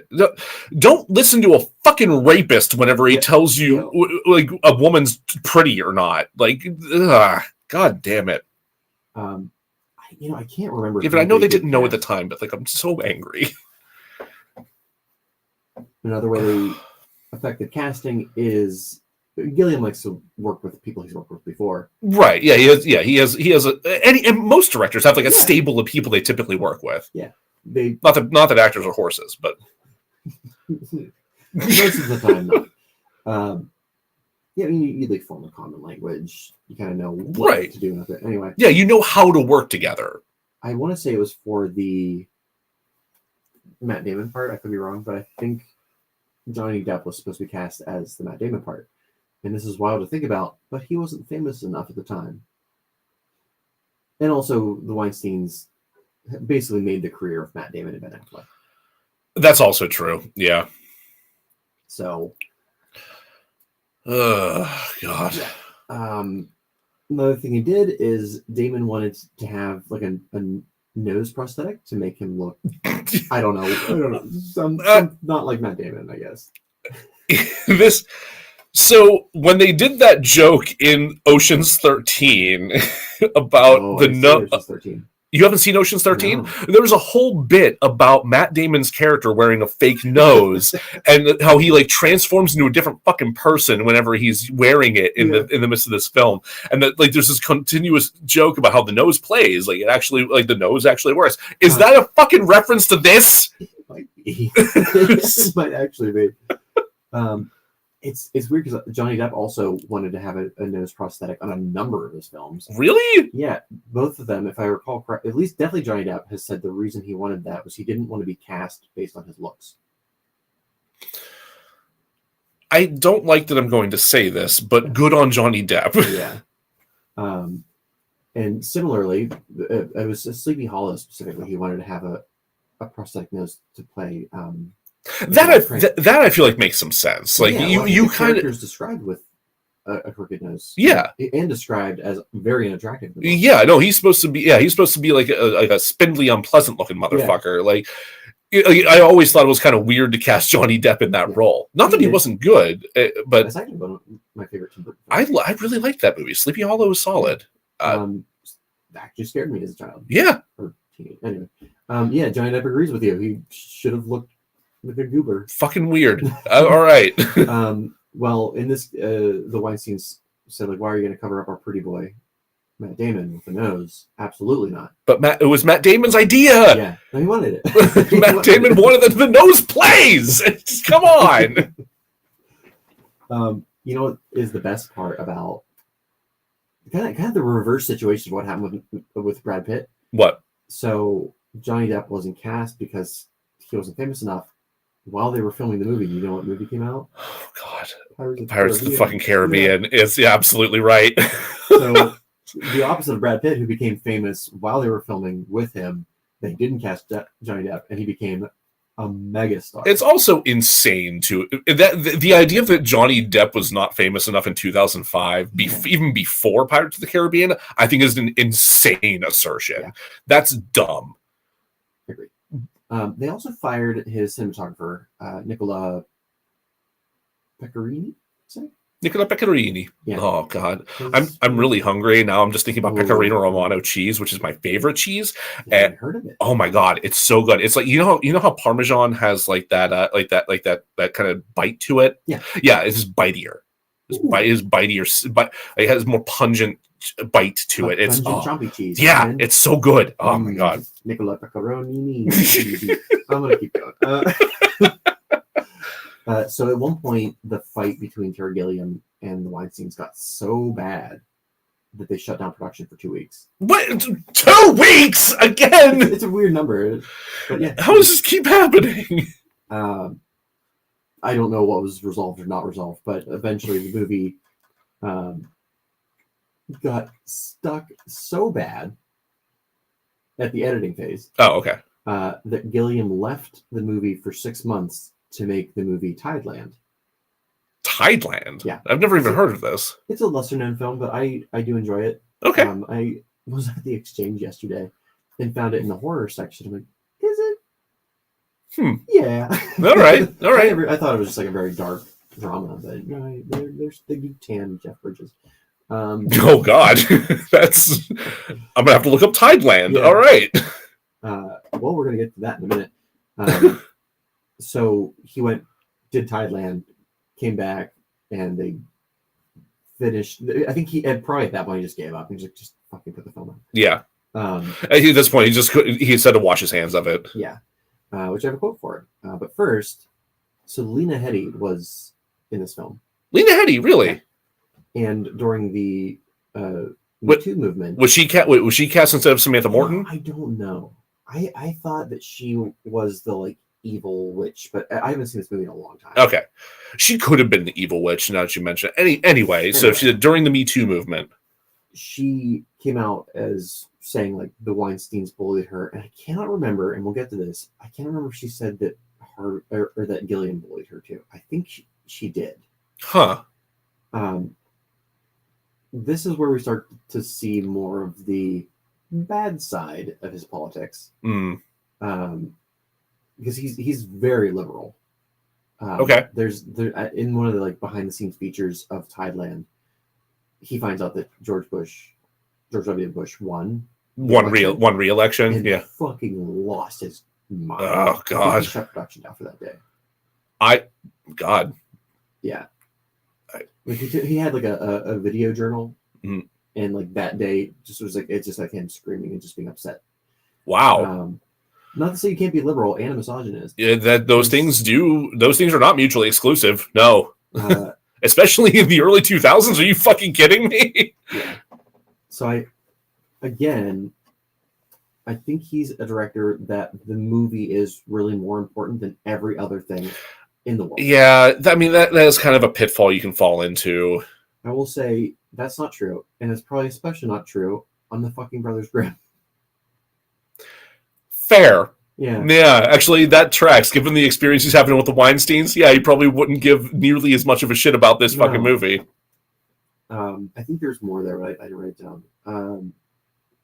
I do have a quote from Sense of Cinema, and I apologize for saying this writer's name. Masapesa, I think? Came out in September 2009. He asked Gilliam, in the end, is it the film that Bob and Harvey Weinstein wanted? Gilliam says, no, it's not the film they wanted, and it's not quite the film I wanted. It's a film that is the result of two people or two groups of people who aren't working well together. Pesa asks, what did they want? I don't know what they wanted. How could I know what they wanted? They didn't know what they wanted. They wanted a big, successful, wild adventure film. They kept saying they wanted a Terry Gilliam film, but they really wanted a Terry Gilliam film with their involvement. Yeah. I mean, is Gangs of New York a good film? Marty Scorsese, Yeah. said almost the same exact quote I said without us knowing it. Quote, they took the joy out of filmmaking. There's just something about them because they want to be filmmakers, but they're not filmmakers. They're great salesmen, which I would agree. Sure, I'll give them that. They're great marketing people. They're fantastic. Which is what you want out of a production company. Yeah. But they want to put their fingerprints on it so they can say it's their film. And if they're working with people like Marty or me, you just can't do that. It doesn't work. So that's how Gilliam feels about it. Wild. I've never thought of Gangs of New York in that light before, actually. That's fascinating. Huh. I'm going to assume that Scorsese has a little bit more clout and therefore is able to fight for more of his style. He's fucking Marty Scorsese. Right. Good Lord. Yeah. And now I want to look into like how the making of Gangs of New York. Yeah, I want to do like an in-depth academic like comparison of those production situations now. That's kind of wild. Oh, I just remembered why Gilliam made me want to vomit with the Me Too movement. Why? Oh my god. Okay. So when Lena Headey, when she came out, Me Too movement said all the shit with Harvey. I think Harvey tried to take her back to a hotel and sleep with her, and she rejected him, and it was obviously a bad scene. Yeah. Gilliam's response to that was that this is a part of the film industry. Terry. Yeah. Come on. And that was that his response at the time, or was that his response to the Me Too era accusations? Yeah. Fucking hell, Terry! Yeah. Come on. Yeah. Especially at that point, we now at that point it was revealed he was a fucking rapist. Yeah. Come on, that's not part of anything. There's no room. There should be no room for that anywhere. And it's wild to me. Well, it's not. It is wild. I'm gonna say it's wild. The number of individuals who started out very liberal during like the hippie movement, because he was a self-proclaimed dirty hippie. Yeah. Who have since become disgustingly. I don't think he's a conservative, but like has conservative views. Sure. Very dated views. Yeah, who have particularly like misogynist or bigoted views, and and that is it's so fucking prevalent throughout the community of ex-hippies. It is. Like the hippie movement was a fucking sham. It's so fucking stupid. Like that, the levels of misogyny and assault and bigotry throughout that fucking community is. And that's not to speak about people that currently identify as something hippie-esque. Sure. That's an entirely different generation. Yeah, no, there's an entire different generation that have like taken those aesthetics and taken it in a more progressive direction in some ways, and not that it's not also without its problems. Right. It's just that specific movement that very loudly shouted, "We are this," and then immediately did the opposite. I just want to point out that entire generation was boomers. Those were the baby boomers. Like, so yeah. Look where that went. It was this point in writing the script where I'm like, wow, you've had a lot of misfortunes. I don't feel bad for you now. I do feel bad for the other people that were also in the film that had to deal with the shit. Yeah. But he's very outspoken, and I wish he would have taken a moment to think, even if that is, quote, a part of the industry, maybe it fucking shouldn't. shouldn't. Maybe it fucking shouldn't. Maybe it was a part of the point of the Me Too movement. Yeah. Yeah. You think it through for like half a second before you shoot your mouth off. Are you ready to be more upset at him? Sure. So, kind of at the same time, well, in the middle of making Brothers Grimm, he did Thailand. Yes. 2005 as well. The lead protagonist of Thailand is a little girl, and that is when Sarah Polley spoke up about what happened to her on Baron Munchausen. Oh. Because the mother of the actress, who I think got the part, contacted Sarah Polley, knowing that she was a young girl at the time she was in a Gilliam film, yes, asking her for advice. And Sarah Polley said, "Don't do the movie. Do not do the movie." God. And wrote like a long letter to Gilliam, like saying, like, "Please tell me you've grown. Like this is what happened to me." And Gilliam basically said, that was not my experience. I was as safe as I could be. When somebody tells you what their experience was, your experience does not override their experience. Like, I don't understand why that's so hard for some people to understand. Yeah. Like, fuck. So because of his response, that's when she went public with it. Right. Of which I don't blame her. That I would also do that. So as far as I'm aware, that was the only thing that happened during Thailand. Yeah. That is I would chalk that up as less a misfortune for Terry Gilliam's production than the result, like the consequences of his own actions. Like, absolutely. Fucking hell, dude. So it doesn't get better from here. No, I think I know what's coming next. Yeah. So in 2009, he released The Imaginarium of Dr. Parnassus. Yep. I remember when I found out that Heath Ledger passed.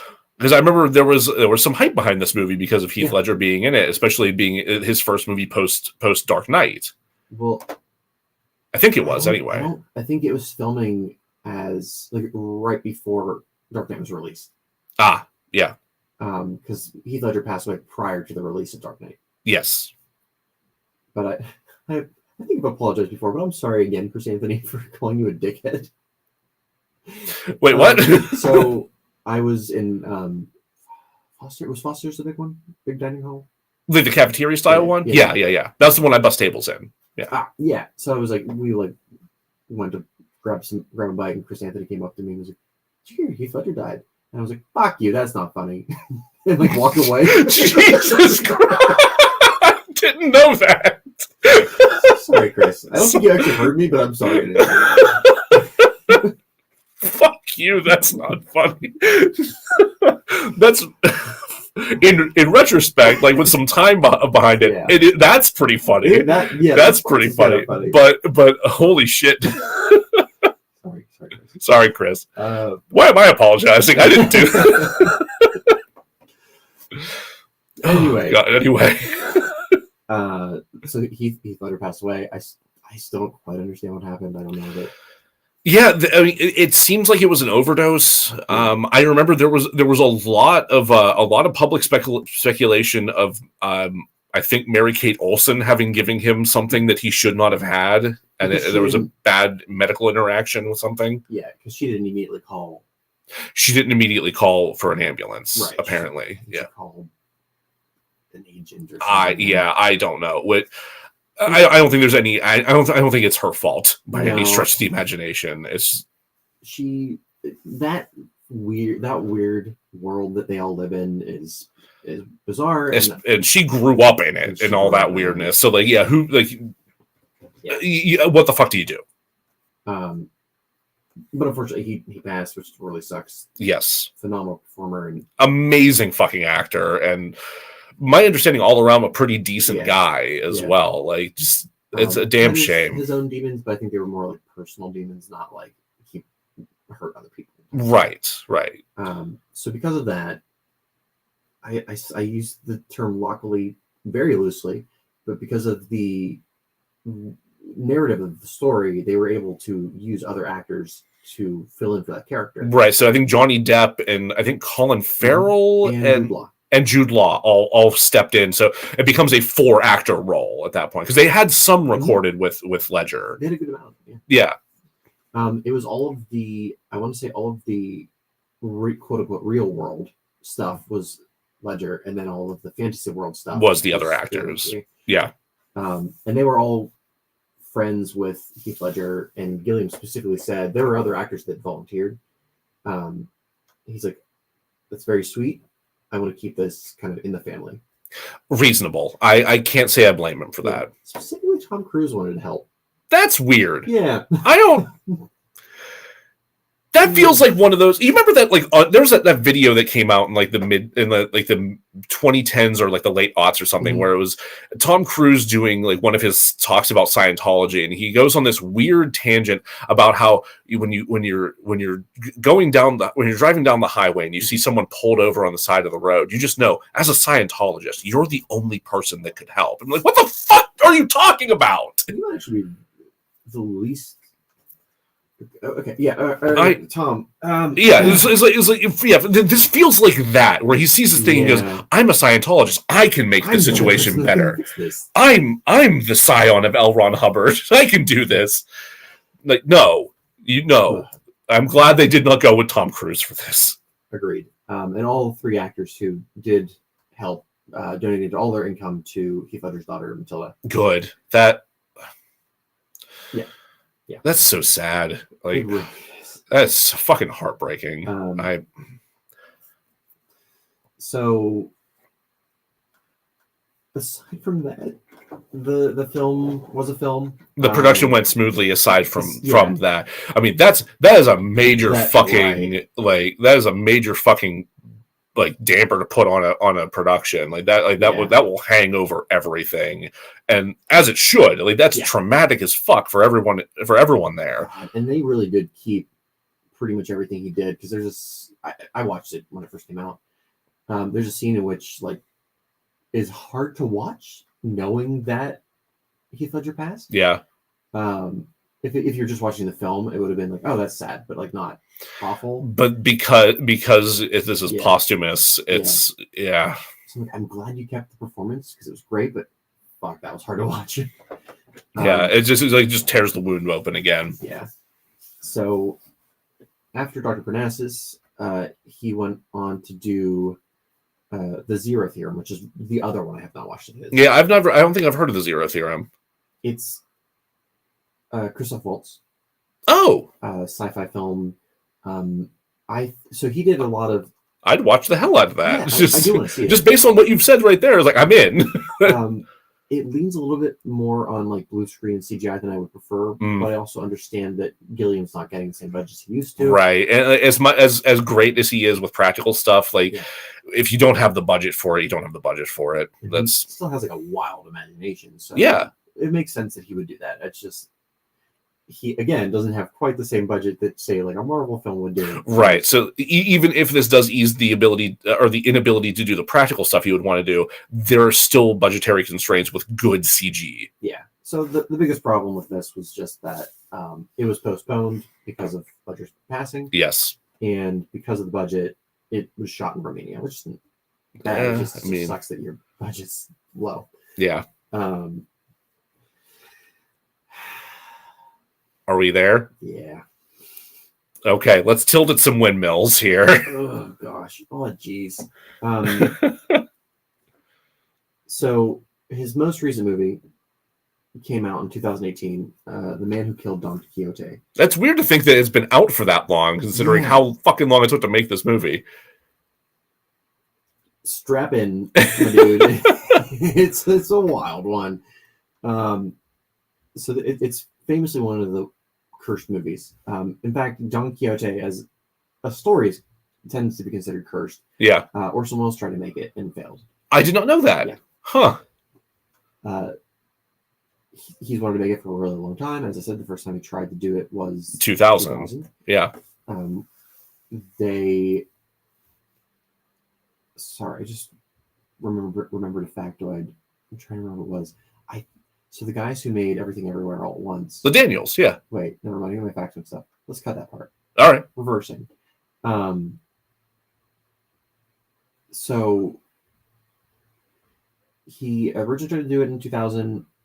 What we got out of that was the documentary Lost in La Mancha, which is fascinating. I had meant to watch that before we came into this today, but I did not have time to. It's heartbreaking.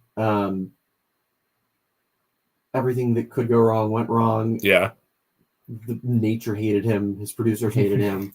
It's always wild when you have to say nature hated him. That is, oh God.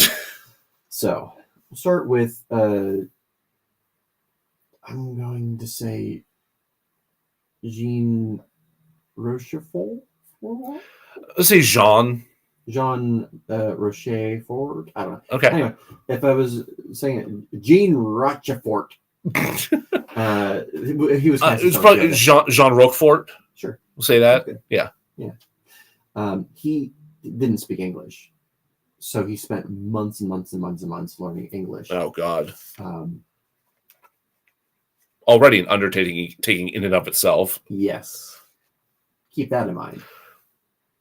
Shortly before they started filming, they discovered that several of the actors that they'd cast had wildly conflicting schedules, which is, oh boy, I'm going to say one of my least favorite problems on a set. Just incredibly frustrating. Yeah, trying to schedule things around when certain people can be in certain places is real rough. Especially whenever you then have to amend some of that time because people miss their buses, and then you have to drive halfway across the state to go pick said people up, and then it takes forever to get them back, and you're arriving at 4:30 in the fucking morning. Anyway. Yeah. Yep. Scheduling, man. I hate it. So that was a lot of issues. Just like, when can we get this actor? When can we get these two actors in the scene at the same time? Yeah. So let's move on to the very first day of filming, where it's this like gorgeous desert-y vista, gorgeous, near an Air Force base. Okay. That they had been told would only fly planes for like an hour each day. Okay. But in fact, an F-16 flew overhead repeatedly all day, ruining the audio and basically mandating that they would have to redub everything in post-production. Oh, God. Which ADR. Doesn't matter because they didn't make it there. Yeah. Shortly after, and by shortly after, I mean the immediate second day, and I'm going to switch this so my feet doesn't die. Oh, go for it.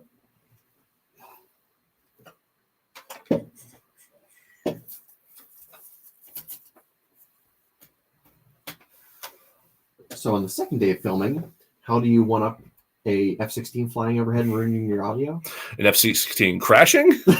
that would one-up it. You're right. That didn't happen, did it? No. Oh, God. I think the planes probably weren't flying that day because there was a flash flood.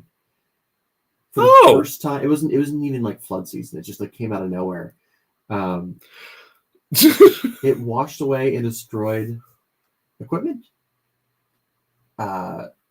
It made it so they couldn't film the next day because it's desert, so all of the colors had changed. Yep, that'll happen. So they couldn't use anything they'd shot the first day. No, yeah, it's wrecked continuity for everything. The crew spent days recovering the equipment because it was a flash flood. Yep. And holy shit. When they filed with the insurance company, because like, this really sucks, but we have insurance. Yeah. The insurance company didn't want to honor the claim. They said they won't cover floods in a desert because it's a desert. Guys. Insurance companies are the fucking worst. That is such horseshit. Like, flood? What flood? Deserts don't have floods. Deserts don't have floods. What are you talking about, kid? Get out of here with that malarkey. I'm not giving you money for this. You're a liar. You threw that in the swimming pool. I saw you. So that's awful. That's terrible. That fucking sucks. You know what would be worse? God. Tornadoes. That would be worse. You're good at this game. Were there tornadoes? There weren't that I'm aware of. Okay, so I'm not that good at this game. Well, you're good at guessing what would be worse. Okay, fair. It would be worse if your Don Quixote had a herniated disc. Ooh, Double herniated, whatever that means. double hernia. That means it's like bursting on like two sides, basically. Yeah, You know that. Holy shit, that sucks. I haven't read Don Quixote. I don't intend to, but I do know that he spends a lot of time on a horse. Yes, You know what would be really awful? having a double herniated disc while riding a fucking horse. Ugh. Yeah. They. Oh God. He really tried. He really, really tried. Okay, we're rewriting it. Sancho's going to carry Don Quixote the whole way, just gingerly. He tried, but you can see his pain on the monitor. Yeah, you have to. It's going to come through no matter what. That is such a staggeringly horrible thing to have to go through. Like, you're going to involuntarily show that pain, no matter how hard you try to force through it. So they actually didn't know it was a herniated disc initially. They thought it was an issue with his colon. So he went back to, I think, France to go to the doctors, get it all checked out. And in that time, the crew tried to film different scenes with the other actors. Sure, like you do. Right. They got Johnny Depp in. He was going to play Sancho Panza. Yeah.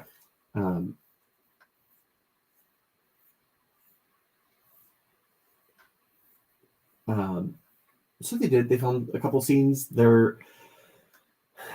I think the everything that happened was unfortunate, but like the part that made my stomach turn was they bring in the financiers. Oh Financiers like visit set. Yeah. And they just have Johnny Depp and a horse. And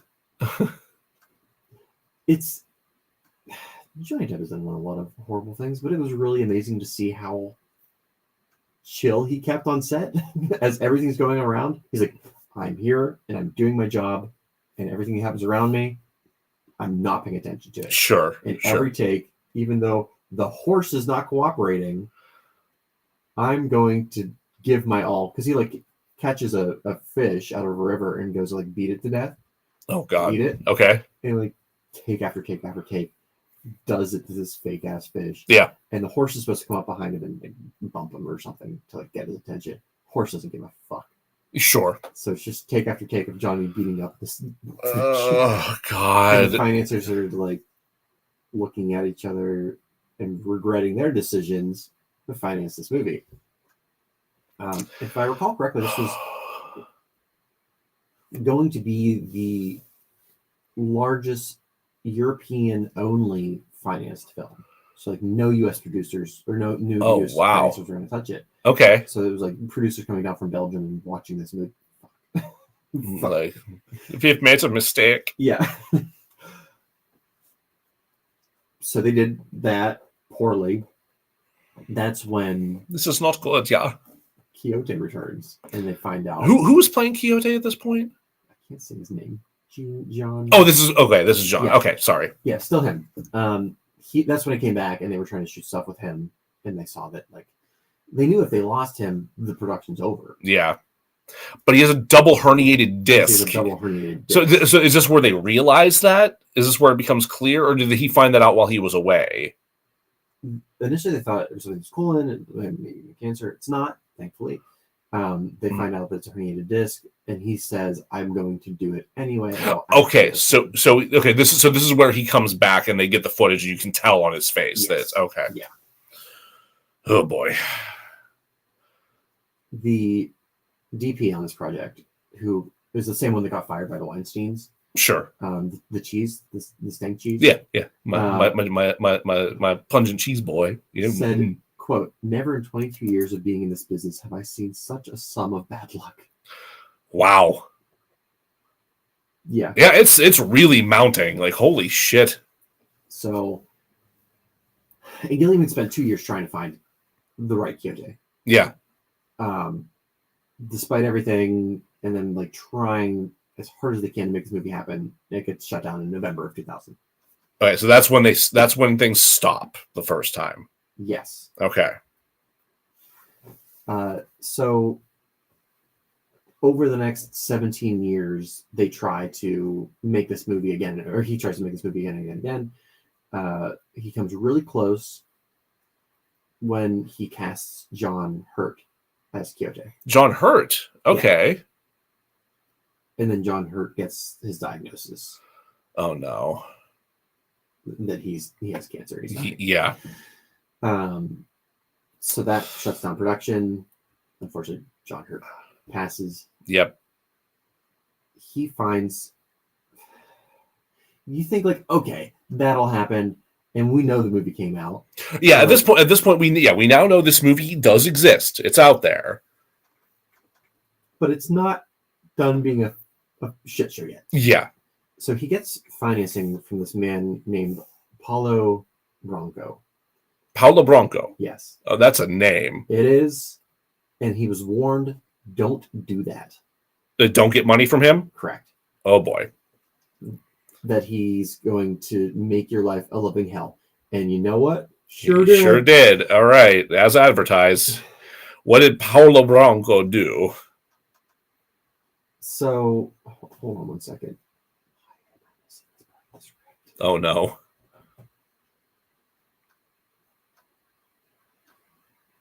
That's confusing.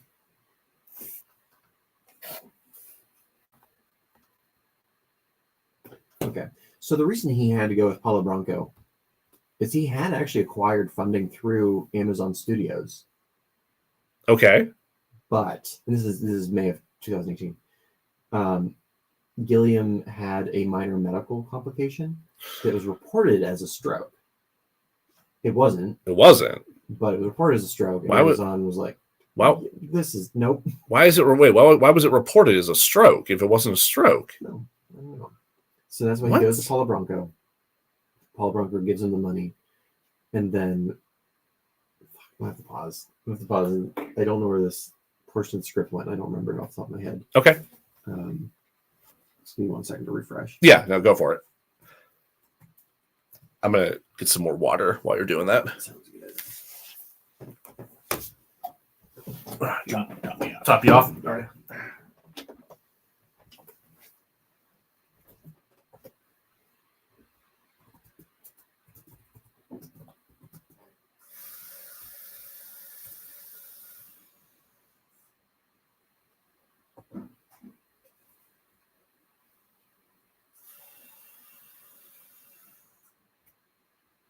Do I ever have one of these apples? Yeah, good.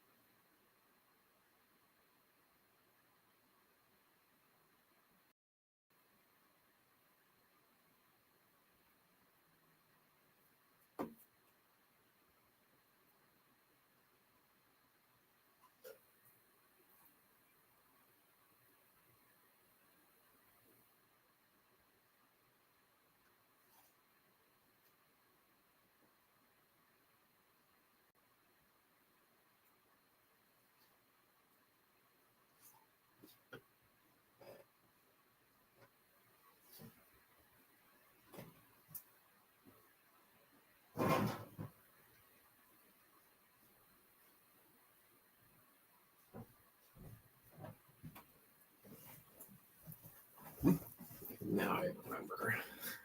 I'm gonna back it up to right before Paulo Bronco. Okay.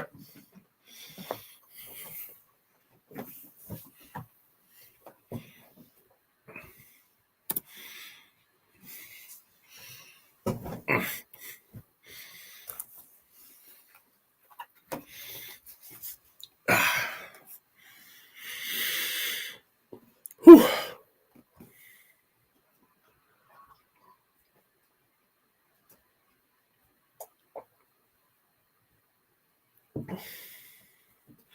So the next time Gilliam really almost got it made Okay. was in 2016, and that's when he connected with producer Paulo Bronco. Okay, that's when he connected with Bronco. Okay. I think it was specifically like at an awards festival. Like they connected, and Paulo Bronco promised him 16 million euros. It's a lot of euros. It's not bad. It's not anywhere near what he used to get to make movies. Sure. I also don't know what the conversion rate is between euros and dollars. So at that point of time, it was they were probably worth less than dollars, not by a lot. Sure, but yeah, people had warned him to not work with Paulo Bronco. That he's got like a terrible ego. He's a liar. He's like the worst kind of sleazy producer type dude that you could get. And he's worked with Harvey Weinstein, right. so right. Just but David Cronenberg had just made Cosmopolis with him. Oh, okay. And I'm pretty sure the movie didn't do well, but it got made. It did get made. It does exist. I saw it in theaters. I think I was the only person that was like, that wasn't bad. I enjoyed it. All right. Everyone else hated it. So at that time, Johnny Depp had been attached to the project for a long time. He's like, I will continue. I will make this movie. Absolutely. Okay. But, like 17 years went by. So yeah, that's a long ass time. I could understand maybe backing away from that at some point.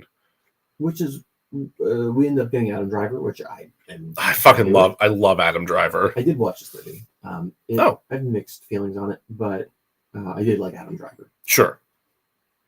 The Quixote at that time was going to be Gilliam's old buddy, Michael Palin. Oh.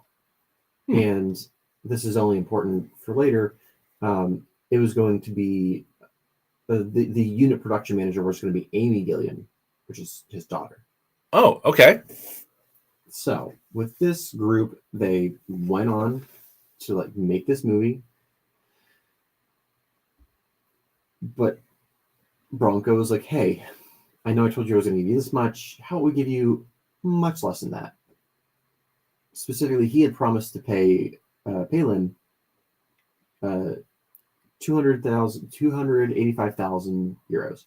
Okay. And he cut that to 100,000. So what the fuck? Yeah, like that is less than half. Way less than half. What, dude? No. And when Gilliam was like, "Hey, that like really hurt his feelings. It hurt my buddy's feelings. It was super unfair."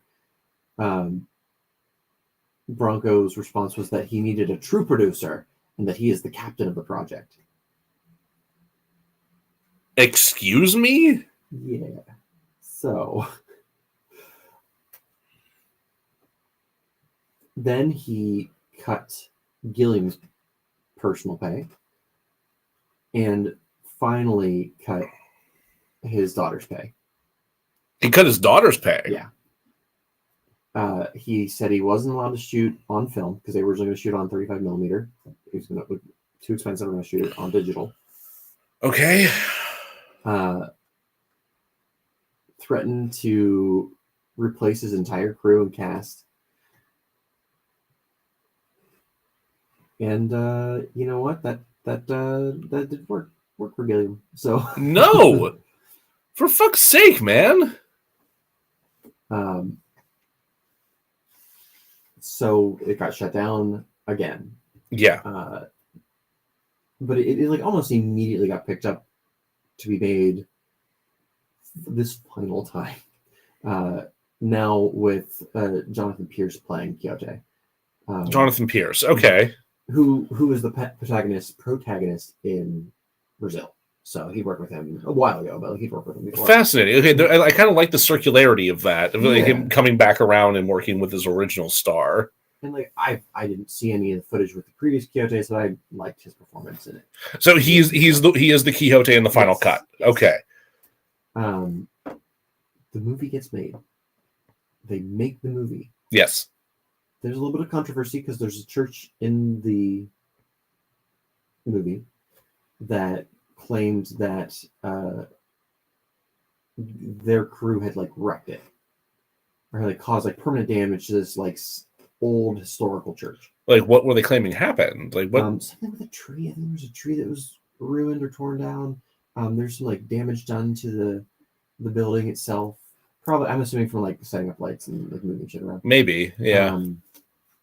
This was later proven not to be true. The tree thing did happen, but it was the last people that were there. The previous people who made a movie there. Not the Quixote crew. Correct. So they just planted all this blame on Terry Gilliam for shit that either wasn't them or didn't happen. Correct. Fucking hell. But aside from that, it gets made. Right. But they go to release it, or they're going to play it at Cannes. Paulo Branco claims that he still has the rights to Don Quixote. Holy shit, dude. And that the movie that they made is the illegal version and doesn't mean shit. And that because they made it without his say-so, he owns the film. So they go to court. Okay. And the court sides with Branco. God damn it. They appeal and eventually they say Gilliam has to pay X number of monies to Branco, but he's allowed to release the movie. Which, fine. Like, okay, let's get this headache out of the way. Let me release my fucking film. Yeah, I think he specifically had to pay him like £10,000, which is more than he deserved. But yeah, it's more than he deserved. But also, like that, after all that fucking headache, that is like a pittance to just get done with it. And now it is finally released. Yes, on Hulu. You can finally watch it on Hulu. I can't tell you the amount of shit that I cut out that went wrong on that movie. There's more? There's a lot of like legal details. Oh, okay. A lot of like little nitpicky stuff that Branco did. There was when Amazon Studios dropped Gilliam because they thought he had a stroke. Yeah. But it's out. It's finally out. It didn't do super well critically or financially, but it was done. I think he's done worse films, specifically The Brothers Grimm. Okay. It feels like a later Gilliam film, where it's like it's a bit of a mess. There's some fun scenes, some great performances, some great visuals. Okay. I think if I didn't see what he had in mind in the documentary, the Lost in La Mancha, I probably would have been a little bit more open to it. But like he shot some pretty cool stuff. Okay. Obviously never got made. I'm gonna have to watch that documentary. It's a trip. And as of now, that is the most recent film that he's released. If he's keeping his like 4-year, I haven't heard anything about him making. He probably, you know what, he can take a break. Yeah, I'm not currently aware of him with having anything in particular in the works. Yeah, I'm going to pull up his IMDb real quick. Let's see if they're reporting anything. But I've always been fascinated by just how much bad luck this guy has making movies. Even if you just look at Brazil and the Imaginarium of Dr. Parnassus, like that is way more bad luck than most filmmakers. That's a lot, yeah. Then you throw like Baron Munchausen in there. Mm-hmm. But fucking Man Who Killed Don Quixote. Like, holy shit, dude. Yeah. I wanted to do a fun little side episode on Terry Gilliam. Hope he readjusts some of his views and keeps at it. Yes. Yeah, particularly just some of the views thing. Maybe listen when people tell you that terrible things happen to them. He as of right now he has no directorial work in upcoming.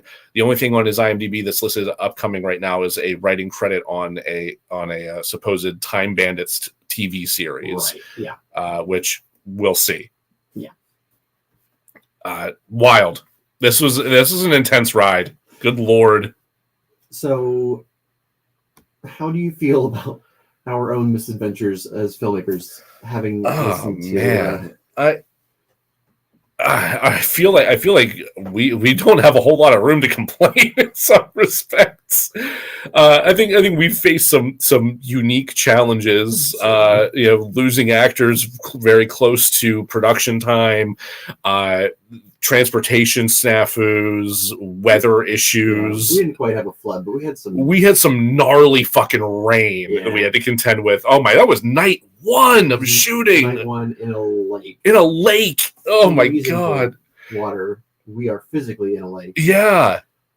I'm standing out there with a damn umbrella trying to keep you guys dry in between takes. Like, good Lord. But not a single F-16 in sight. We didn't have to deal with a single F-16. I think the closest thing to an F-16 we had to deal with were a plane or two. There was a plane or two, but then, I think more so we had to deal with complaints from Matt's family's neighbors about how fast people were driving up and down the. Oh, I forgot about that. We shot in this cabin that was it was fairly secluded, but there was like a whole row of other people's cabins on the way to it, and apparently some of the cast were driving a little too fast on the gravel driveway. There, just stupid. It's if somebody had actually been driving fast, I would have said something, but I might have come in a little bit hot once. Oh, so it was you. It was probably me.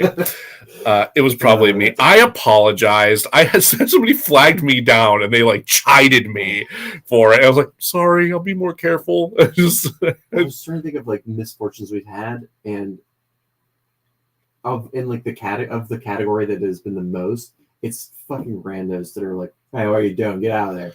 Yeah. Which sometimes is valid, but most times has not been.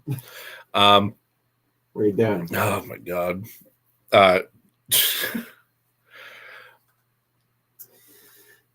mind is just running through American Curse stories now.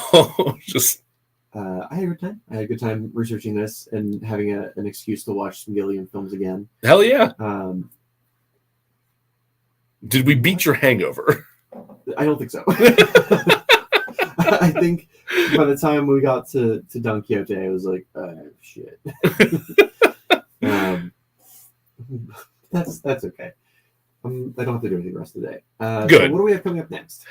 Coming up next, I think we have our collaboration with Antonio Palacios on Caligula coming up next, if I'm not mistaken. Sure do. I'm pretty sure this is going to come up after our Razzie Awards episode, so you'll probably have heard us talk about that, and we'll have revealed whatever the hell our season finale is going to be.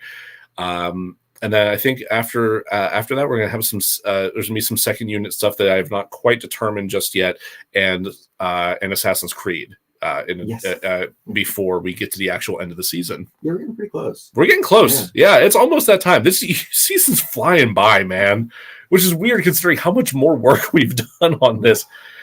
Yeah. And I think we've put out a lot more episodes. We have. I was counting the other day, and including deleted scenes episodes, we've released more than 50 episodes. Jesus. Yeah. Well, hey, where can they find those episodes? Oh, you can find those episodes anywhere you listen to podcasts. And if you listen to them, please rate and review everywhere you possibly can. We're on Spotify. We're on Apple Podcasts. We're on Good Pods, Stitcher, Podcast Addict, wherever you listen to podcasts. Those reviews go a long way to showing people, how much fun we're having here, how much you're enjoying us, and helps us get into more people's ears. If you want to follow us on social media, we are on Twitter at DeRazzledPod, on Instagram and TikTok at DeRazzled_podcast, and Facebook at DeRazzled Podcast. And if you want to request something to get covered in season 3, because we're going to be planning for that very shortly here, reach out to us at DeRazzled Podcast on. Reach out to us at I don't usually have this much trouble with this part. Send us an email at DeRazzledPodcast@gmail.com. You can also request there anything you'd like to see pop up in our Redbubble store. Maybe there'll be a Henry Horsinger popping up in there at some point in the future. Who knows? Things that we put into the fucking universe. I'm so sorry. None of that porn exists. Hey, come back next time, or we'll sort of to razzle dazzle you. Oh, god damn it. Oh my gosh. All right, recording is saved, and thank you to anyone who's on the stream. Good day to you all. Henry Horsinger.